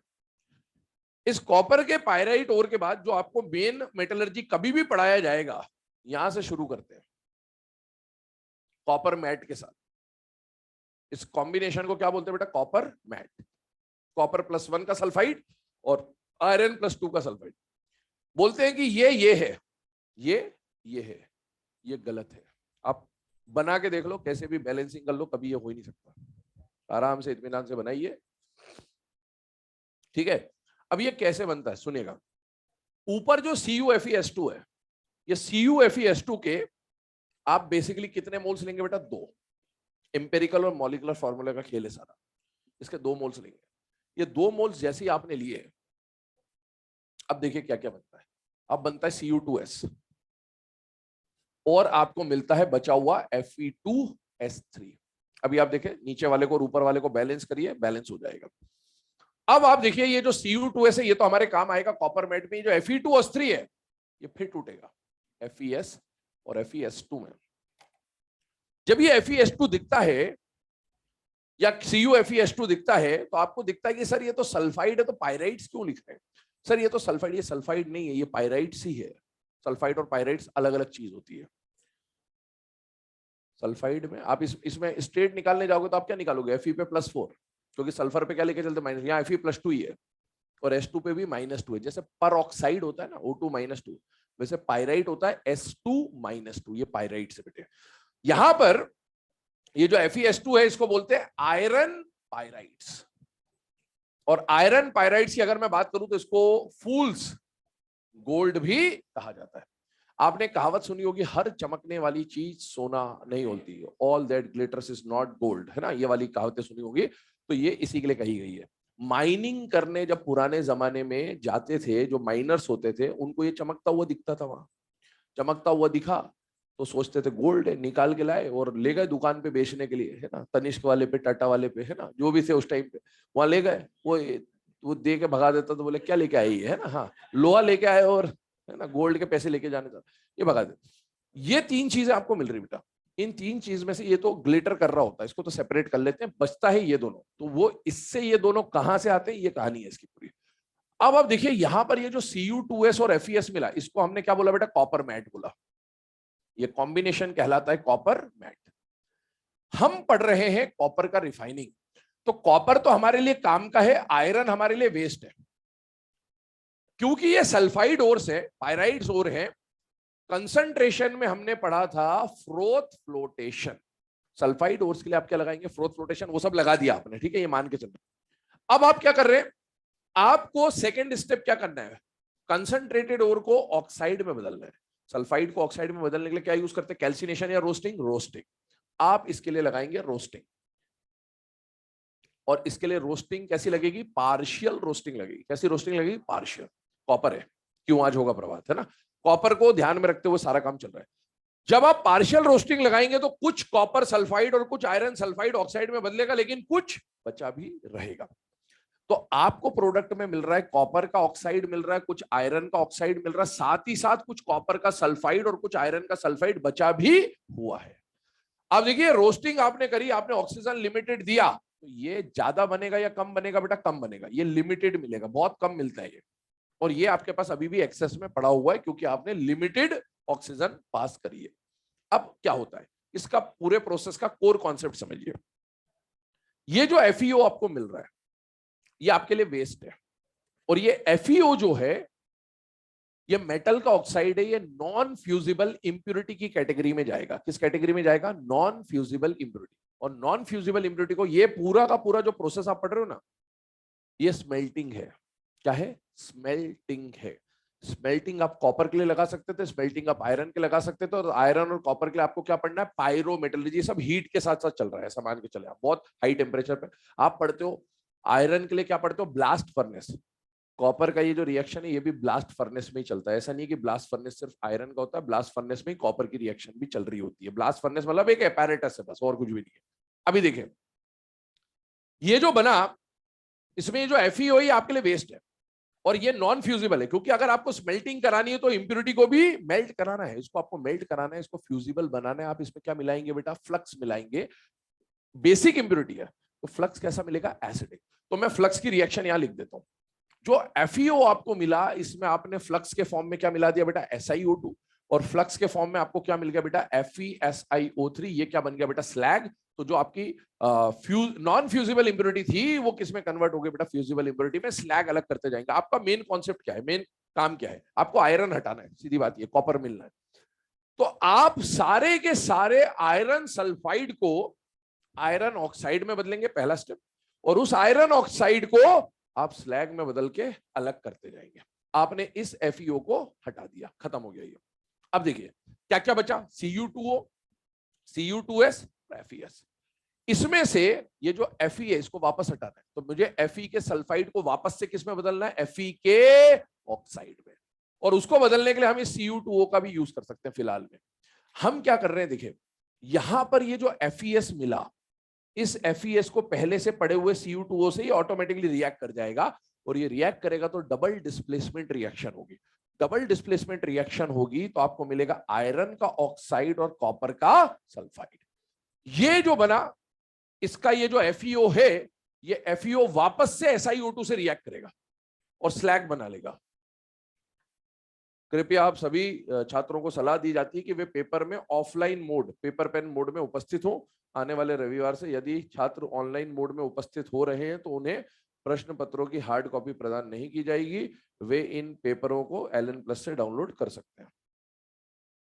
चलिए आइए इधर ध्यान दीजिए, यहां पर अगर हम लोग देखें FES और Cu2O के बारे में, तो FES और Cu2O का जब आपने रिएक्शन करा है, कौन सा, ये FES और ये Cu2O, ये आपस में रिएक्ट कर गए, और ये रिएक्ट कर गए तो आयरन का जो सल्फाइड था वो किसमें बदल गया बेटा, आयरन के ऑक्साइड में। और आयरन का हमें पहला स्टेप क्या करना है, सल्फाइड को ऑक्साइड में बदलना है और ऑक्साइड को स्लैग में बदलना है, सल्फाइड को ऑक्साइड में बदलना है और इस ऑक्साइड को स्लैग में बदलना है।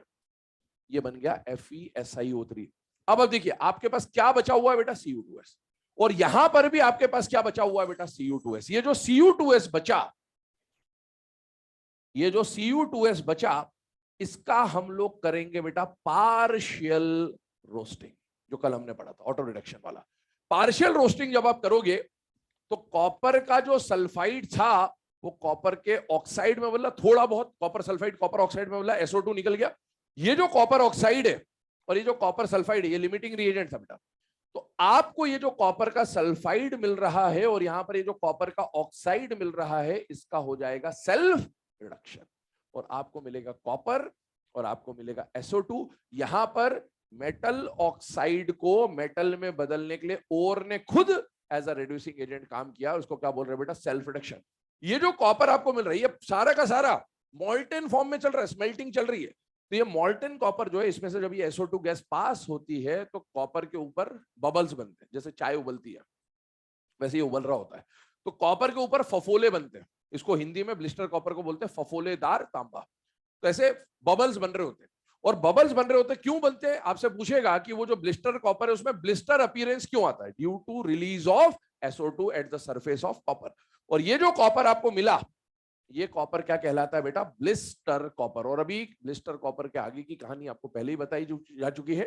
ये 98% प्योर जो ब्लिस्टर कॉपर था, इसको हमने कन्वर्ट करा 99.9% प्योर कॉपर में। तो this is the metallurgy of copper. तो इसको आपको फोटो लेना है तो ले लो, नोट करना है तो नोट कर लो, कोई दिक्कत नहीं है। आयरन का मेटलर्जी अभी बचा, वो देखते हैं, पहले इसको नोट कर लीजिए।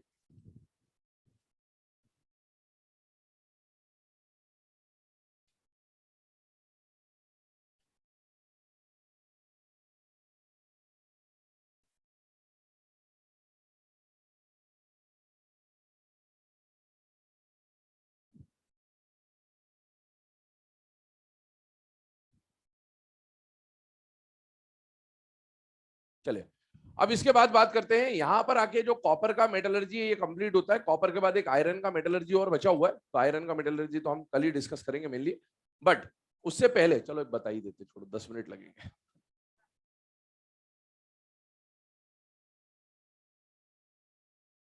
चलिए आयरन की मेटलर्जी की अगर हम लोग बात करें तो देखिए आयरन के मेटलर्जी में क्या होने वाला है समझिएगा। ब्लास्ट फर्नेस की बात कर रहे हैं, डायग्राम पे पहुंच जाएं ब्लास्ट फर्नेस का जो आपको दे रखा है।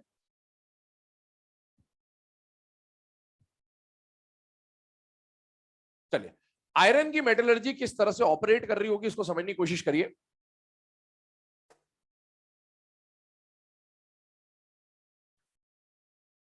इस तरह से लालटेन टाइप का डायग्राम है इसका, ठीक है। ब्लास्ट फर्नेस की अगर हम लोग बात करें, सुनते आ रहे हैं ना, ब्लास्ट फर्नेस जो है आयरन के लिए, जब हम ब्लास्ट फर्नेस की बात कर रहे हैं तो इस प्रोसेस में क्या होने वाला है उस बात को समझिएगा।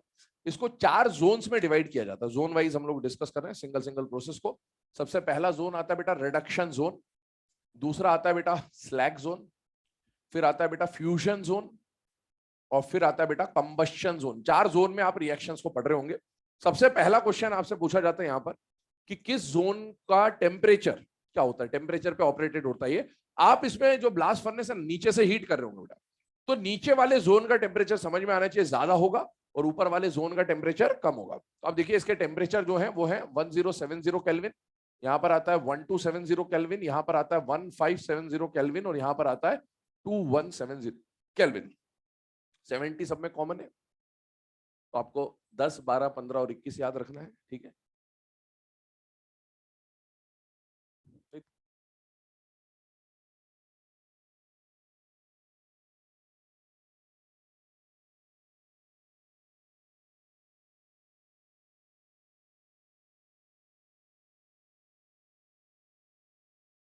अभी ये जो जोन मिल गए आपको, इस जोन की अगर मैं बात करूं तो 4 जोन है, और जोन के अलावा इसमें डायग्राम को आप समझे तो यहां से हम लोग इसमें ऑक्सीजन सप्लाई कर रहे हैं। सपोज ऑक्सीजन सप्लाई कर रहे हैं, इसको बोलते हैं बेटा hot blast air.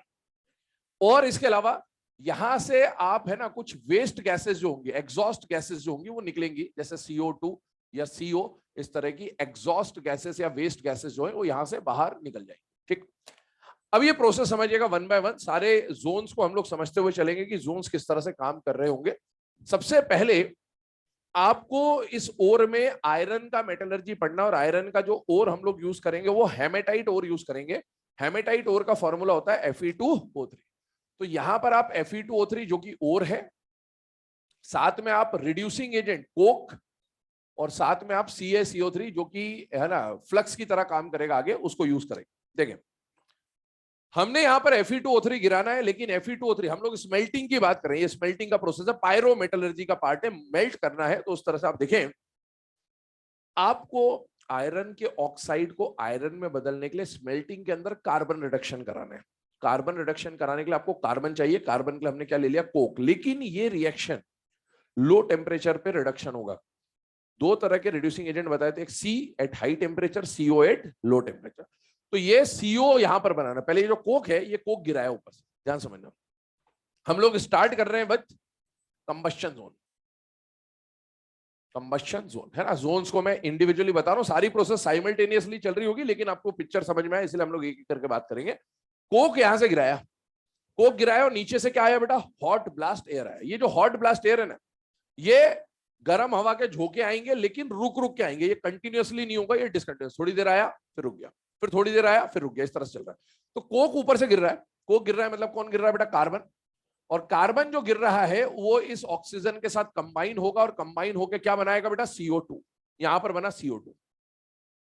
CO2 gaseous है, ऊपर निकलने लगा, ऊपर गिर रहा है, ऑक्सीजन आई रुक गई थोड़ी देर के लिए, ये CO2 ऊपर जा रहा है, पर ऊपर से कोक लगातार गिरते जा रहा है। तो ऊपर से जो कोक गिर रहा है वो वापस से इस गैसियस CO2 से क्या हो जाएगा बेटा, कंबाइन हो जाएगा। और जब गैसियस CO2 से कंबाइन होगा तो आपको मिलेगा CO। ये जो CO है, आप बोलिए, मैंने आपको बोला था रिड्यूसिंग एजेंट 2 होंगे, एक तो कार्बन और एक कार्बन मोनोऑक्साइड, और हम लो टेम्परेचर पे बात कर रहे हैं, तो ये आपका प्रिंसिपल रिड्यूसिंग एजेंट होगा। तो आपका जो प्रिंसिपल रिड्यूसिंग एजेंट है इस प्रोसेस में वो CO है। सबसे पहले हमने उसको तैयार किया, कहां पर, कंबस्शन जोन में। अब आगे बढ़ते हैं। ये जो CO है यहां पर बना, ये CO धीरे धीरे गैसियस ही तो है, ऊपर जाने लग गया, जाने लग गया, जाने लग गया। अब आते हैं यहां पर रिडक्शन जोन पे, जो कि आपको मेन काम करना है। रिडक्शन जोन पे आते हैं। रिडक्शन जोन में क्या हो रहा है, जो आपने आयरन का ऑक्साइड लिया, ये जो है ये गिराया यहां से, और यहां से CO ऊपर जा रहा है। तो मेटल के ऑक्साइड को मेटल में बदलने के लिए आप जो रिड्यूसिंग एजेंट यूज कर रहे हैं वो आपने इससे पहले वाली स्टेप पे तैयार कर दिया, और आप उसी को यूज कर रहे हैं एज अ रिड्यूसिंग एजेंट। समझना है मेरी बात ध्यान से, पर इसको हम स्टेप बाय स्टेप देख रहे हैं। यहां पर जो आयरन है ये कौन सी स्टेट का है बेटा, +3, और आपको +3 से 0 पे ले जाना, रिड्यूस करना है। पहले Fe2O3 से जब CO टकराएगा तो आपको मिलेगा Fe3O4। हेमेटाइट से क्या बना, मैग्नेटाइट बना। अब आप देखिए, हेमेटाइट से जब मैग्नेटाइट बना, तो यहां पर मैग्नेटाइट आपको पता होगा, तो ये क्या होता है बेटा, एक मिक्स्ड ऑक्साइड होता है। यहां पर आयरन +2 वाला भी होता है और आयरन +3 वाला भी होता है। तो आपने कुछ +3 को तो +3 में रहने दिया, लेकिन कुछ +3 को +2 में बदल दिया, मतलब रिडक्शन हो गया। रिडक्शन हो गया। तुम में से अनिल कौन है, तू है पक्का, और कोई नहीं अनिल यहां पर है? पूछ रहा हूं मैं, लेक्चर तू बाहर कर रहा है? नहीं है, अपुल तो यहाँ है ही नहीं ना, यहाँ नहीं हो तो, यहाँ नहीं हो तो उधर सत्यार्थ में।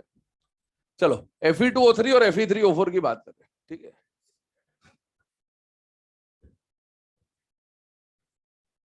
है कोई अनिल है?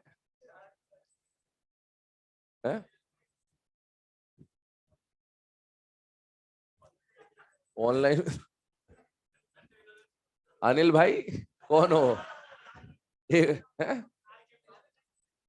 एक बार जो भी अनिल भाई है जब वो लेक्चर देखे तो मुझे एक बार मैसेज या कॉल करना बेटा, है ना। कोई दिक्कत वाली बात नहीं, लेकिन आप बात करेंगे इत्मीनान से। ठीक है, Fe2O3 और Fe3O4, ठीक है, अच्छा काम कर रहा है, कोई दिक्कत नहीं, लेकिन ठीक है, क्या फर्क पड़ता है? पैसे नहीं, पैसे से नहीं ले रहा, फ्री में कर रहा है बेटा। Fe2O3 और Fe3O4 सुने, Fe2O3 और Fe3O4 की बात करें, यहां पर सबसे पहले आपने +3 को किस में कन्वर्ट कर दिया? +2 में, ठीक है। +2 में जैसे ही कन्वर्ट करा तो यहां पर क्या हो गया? रिडक्शन और रिड्यूसिंग एजेंट की तरह आपने क्या यूज करा? कार्बन मोनोऑक्साइड का यूज किया। अब क्या हो रहा है, ये जो Fe3O4 आपको मिला, इसको CO से कंबाइन किया, और इसको जब CO से कंबाइन, अभी आपका रिड्यूसिंग एजेंट चलता जा रहा है, तो यहां पर जो आयरन +2 था और आयरन +3 था, इसमें से +2 वाला तो एज इट इज रहा, +3 वाले का फर्दर रिडक्शन हुआ, और सारे का सारा किसमें चेंज हो गया बेटा? +2 में। मतलब 2 स्टेप के अंदर जाके आपने सारे +3 को किसमें कन्वर्ट कर दिया? +2 में कन्वर्ट कर दिया, रिडक्शन हुआ अभी तक। यहां पर साइड में ये जो CO है, ये इसका ऑक्सीजन ले रहा है, CO इसका ऑक्सीजन ले रहा है, तो कौन रिलीज हो रहा है बेटा? CO2 रिलीज होता जा रहा है, और ये CO2 जो है ना, ये एग्जॉस्ट गैस के फॉर्म में यहां से निकलता जा रहा है। अभी और एक स्टेप बचा हुआ है, ये जो FeO आया, इसको फर्दर रिड्यूस करा CO से, तो ये कन्वर्ट होगा अब Fe और CO2 में। 3 स्टेप में जाके मेटल ऑक्साइड को आपने किसमें कन्वर्ट कर दिया बेटा? मेटल में। पर ये 3 स्टेप पता होनी चाहिए कि इससे ये बनता है, इससे ये बनता है, फिर ये बनता है, तो इस तरह से आपने मेटल ऑक्साइड को मेटल में कन्वर्ट कर दिया। ये कौन सा जोन हुआ? रिडक्शन जोन हुआ। अब जैसे ही ये Fe बना, सुनना मेरी बात, जैसे ही Fe बना, सारे ये गैस तो यहां से निकल गई, Fe यहां पर बना, Fe भारी है, गैस तो है नहीं, नीचे आया आया आया आया, टेम्परेचर बढ़ता जा रहा है, टेम्परेचर बढ़ते जा रहा है, सारा Fe नीचे आएगा नीचे आएगा नीचे आएगा, Fe मेल्ट हो गया बेटा, और मेल्ट होकर यहां पर इकट्ठा हो गया। ये जो Fe यहां पर मिल रहा है, ये Fe बहुत प्योर होता है, और इसको बोलते हैं स्पॉन्जी आयरन। क्या बोलते हैं बेटा? Spongy iron, purest form of iron बोल सकते हैं, स्पॉन्जी आयरन बोलते हैं इसको। आगे की प्रोसेस समझिए। तीसरा जो जोन आ रहा है, स्लैग जोन के ऊपर बात करता हूं। स्लैग जोन में क्या हो रहा है? सारी प्रोसेस फिर से बोल रहा हूं, साइमल्टेनियसली चल रही है, लेकिन हमें समझना है इंडिविजुअली, इसलिए बात कर रहे हैं। स्लैग जोन में क्या हो रहा है, देखिए, नाम समझ पड़ रहा है, स्लैग बनेगा। ये जो Fe2O3 आपने गिराया, इस Fe2O3 के साथ तरह तरह की इंप्योरिटीज आई होंगी। उन तरह तरह की इंप्योरिटीज में से एक इंप्योरिटी यहां पर सिलिका की होती है। किसकी होती है बेटा? सिलिका। सिलिका मतलब मिट्टी में बोल चुका हूं। सिलिका जो है वो हर तरह की ओर के साथ लगभग लगभग आपको मिलेगा। अब इस सिलिका को, क्योंकि ये कैसी इंप्योरिटी है बेटा? एसिडिक इंप्योरिटी है, नॉन फ्यूजिबल है ये, और आप स्मेल्टिंग करा रहे हो तो मेल्ट करना जरूरी है, तो आप इसमें क्या मिलाएंगे? बेसिक फ्लक्स मिलाएंगे। और बेसिक फ्लक्स के लिए आपको क्या चाहिए बेटा? CO चाहिए। FeO तो यूज नहीं कर सकते, क्योंकि Fe की तो मेटलर्जी ही चल रही है ना, तो आप कुछ और मिलाएंगे। तो यहां पर बनेगा CaSiO3, और ये CaSiO3 किस फॉर्म में मिलेगा आपको? स्लैग के फॉर्म में मिलेगा। अब एक बात समझिए, ये जो CaO आया, ये आया कहां से भाई? ये तो ओर के साथ आया, ये कहां से आया? ये यहां से आया। ये जो CaCO3 आपने मिलाया था, ये CaCO3 यहां गिरा, और एक 1270 के आसपास आके ये CaCO3 का डिकम्पोजिशन हो जाता है, और डिकम्पोजिशन हुआ तो मेटल का कार्बोनेट टूट के क्या क्या बनाता है? मेटल का ऑक्साइड और CO2। ये आपका बेसिक फ्लक्स आ गया। CO2 जो वेस्ट गैस थी, वो वापस से यहां से निकल गई, ये चला। अब आपका जो स्लैग बना, सुनना, ये जो स्लैग बना, ये यहां बना, और स्लैग नीचे आता गया आता गया आता गया, स्लैग भी नीचे आते आते पिघल जाता है। इसका तो मेल्टिंग पॉइंट पहले वालों से भी कम होता है, तो पिघल जाएगा, बहुत जल्दी पिघलेगा, और पिघल गया, और पिघल के यहां गिर गया नीचे आके। पर नीचे गिरा, पर इन दोनों की लेयर मिक्स नहीं होती है, दोनों इमिसिबल मॉल्टेन फॉर्म में होते हैं, दोनों की डेंसिटीज अलग अलग होती है, और ये मिक्स नहीं हो रहे। तो आपको ये स्पॉन्जी आयरन मिला, और ये क्या मिला बेटा? मॉल्टन स्लैग मिला। अब क्वेश्चन ये पूछा जाता है कि स्लैग का रोल क्या है? पहली बात, स्लैग का रोल ये है कि ये जो स्लैग है, इसका यूज पूछता है, एक तो रोल भी अभी बताता हूं। स्लैग का यूज पूछता है, यूज होता है बिल्डिंग मटेरियल्स, जो आपकी ये बिल्डिंग वगैरह बनती है। ये CaSiO3 जो स्लैग बना, ये बहुत हैवी, मतलब बहुत स्ट्रॉन्ग कंपोनेंट होता है, तो इसको पिलर्स वगैरह में, कॉलम्स वगैरह में, बीम्स वगैरह में यूज करते हैं, बिल्डिंग मटेरियल में यूज करते हैं। दूसरी बात, स्लैग बनाने का फायदा क्या हुआ? स्लैग बनाने का फायदा ये हुआ कि अगर ये स्लैग नहीं होता, तो सोचिए यहां कौन था? आयरन। बीच बीच में ये हवा के झोंके आ रहे थे, ये ऑक्सीजन इस आयरन के कांटेक्ट में आता है, बड़ी मुश्किल से तो ऑक्साइड को आयरन में बदला, और ये वापस से ऑक्सीडाइज होके क्या बन जाता है? Fe3O3। तो फिर वापस से इतनी मेहनत करने का कोई फायदा नहीं होता, तो आपको वो रीऑक्सीडेशन ऑफ आयरन रोकना है। और ये जो स्लैग वाली जो लेयर होती है ना, ये ऐसी लेयर होती है कि आयरन इसको, सॉरी, ऑक्सीजन इसको पेनिट्रेट नहीं कर पाता है, और इस वजह से इस आयरन का रीऑक्सीडेशन जो है वो प्रिवेंट हो जाता है। ये मेन रोल है स्लैग का। अब आते हैं लास्ट जोन की तरफ। तो चौथा जो जोन है वो है बेटा फ्यूजन जोन, और फ्यूजन जोन में भी कुछ अलग नहीं, फ्यूजन मतलब मॉल्टन, मेल्ट हो रहा है, समझ में आना चाहिए। एक्चुअल में जब ओर आपने गिराई तो इस ओर के साथ SiO2 की इंप्योरिटी तो आई, साथ में और भी इंप्योरिटीज आई, वो इंप्योरिटी भी धीरे धीरे नीचे आती गई, और वो सारी इंप्योरिटी आपको ऑक्साइड के फॉर्म में मिल रही थी। क्यों? क्योंकि इससे पहले आपने कैल्सिनेशन और रोस्टिंग लगाया था। तो वो इंप्योरिटीज कौन सी होती है? वो इंप्योरिटीज होती है मन सी सुंदर प्रियंका चोपड़ा। कौन कौन सी इंप्योरिटीज होती है? मन से सुंदर प्रियंका चोपड़ा। ये सारी इंप्योरिटीज यहां से आ रही थी और के साथ, और ये इंप्योरिटी पहले ऑक्साइड के फॉर्म में थी। इधर देखिए, ये सारी इंप्योरिटी सारी ऑक्साइड के फॉर्म में थी। यहां पर जब आया, वो जो CO ऊपर जा रहा था, वो CO इनके ऑक्साइड को रिड्यूस करेगा, CO बन जाएगा CO2 बाहर, और इनका जो ऑक्साइड रिड्यूस हुआ वो सारे मेटल के एलिमेंट के फॉर्म में आ जाएंगे, और ये जो एलिमेंट का फॉर्म है ना, ये मेल्ट होने के बाद गिरेगा यहां पर। इसकी डेंसिटी इतनी होती है कि ये स्लैग को पार कर जाता है, और यहां पर ये जो स्पॉन्जी आयरन था, इस स्पॉन्जी आयरन में इंप्योरिटी आ जाएगी। किसकी इंप्योरिटी आ जाएगी? मन सी सुंदर प्रियंका चोपड़ा की इंप्योरिटी आ जाएगी। और ये जो स्पॉन्जी आयरन में जो इंप्योरिटी आपको मिला, ये कॉम्बिनेशन जो इम्प्योर आयरन का है, ये क्या कहलाता है बेटा? Pig iron. इस तरह से पूरी मेटलर्जी जो है आयरन की कंप्लीट होती है, कि आपको कौन से स्टेप में क्या क्या, किस जोन में क्या क्या मिल रहा होता है, ये पूरा है ना आयरन की पूरी मेटलर्जी है, ये गिवन है आपको। तो मॉड्यूल में थोड़ा सा यहाँ पर ये रिडक्शन वाले जोन में, मतलब आपको जोन के टाइप में नहीं दे रखा मॉड्यूल में, तो मैंने जोन के टाइप में बता दिया आपको सारे जोन्स के बारे में। आप चाहे तो इसका फोटो खींच लो, चाहो तो लिखना हो तो लिख भी लेना, कोई दिक्कत नहीं है, ठीक है। इसके बाद फ्लो चार्ट पे जाए आयरन के, कॉपर का तो हो ही गया। फ्लो चार्ट पे जाए आयरन के, आयरन का जहां फ्लो चार्ट आयरन कॉपर का दे रखा है, उसके जस्ट नीचे आप देखें गोल्डन की पॉइंट दे रखा है राइट साइड के पेज पे, 161 page number 161 page number, golden की पॉइंट दे रखा है। गोल्डन की पॉइंट्स में स्टार्टिंग में देखें, वहां पर लिखा टाइप्स ऑफ आयरन, ये आपको याद ही करना है। वहां पर आपको 4 तरह के आयरन दे रखे हैं। पहला क्या दे रखा है? Pig iron. दूसरा कौन दे रखा है? Cast iron. फिर क्या दे रखा है? स्टील। और फिर क्या दे रखा है? Wrought iron. और उसमें आपसे पूछता है प्योरेस्ट कौन है, तो प्योरेस्ट होता है लास्ट वाला, और इम्प्योर कौन है बेटा? Pig iron. फिर आपसे पूछेगा कि पिग आयरन में कौन कौन सी इंप्योरिटी है। अब आपसे कार्बन का कंसंट्रेशन पूछता है कि सबसे ज्यादा कार्बन कहां पर है। परसेंटेज देखिए कार्बन का, पहले वाले में 4% है, फिर डिक्रीजिंग ऑर्डर में बोला 4%, फिर 3%, फिर अराउंड 1%, और फिर 0.5% से भी कम। इस तरह से आप उसको याद रख ले, तो 4, 3, 1 और उससे भी कम, इस तरह से याद रख लेंगे। उसके बाद नीचे आपको कॉपर के बारे में स्टेटमेंट दे रखा, लो ग्रेड कॉपर और हाई ग्रेड कॉपर। तो ध्यान रखना, कल ही बता दिया था आपको, लो ग्रेड कॉपर के लिए क्या यूज करते हैं? हाइड्रोमेटलर्जी। हाई ग्रेड के लिए क्या यूज करते हैं? पायरोमेटलर्जी। ये गिवन है। अब कल हम लोग इसमें एलिंगम डायग्राम बचा हुआ है, तो एलिंगम डायग्राम के ऊपर डिस्कस करेंगे। हाइड्रोजन चैप्टर लेके आइएगा, और मॉड्यूल आज भी आप चाहे तो सॉल्व कर लेना। D block, F block, coordination chemistry, और इवन मेटलर्जी के भी क्वेश्चन जहां तक हो जाए सॉल्व करके आ जाना है ना, इसको भी छोड़ना मत। कम ही क्वेश्चन है इसमें, तो सॉल्व कर लीजिएगा, तो वो भी डिस्कस करेंगे।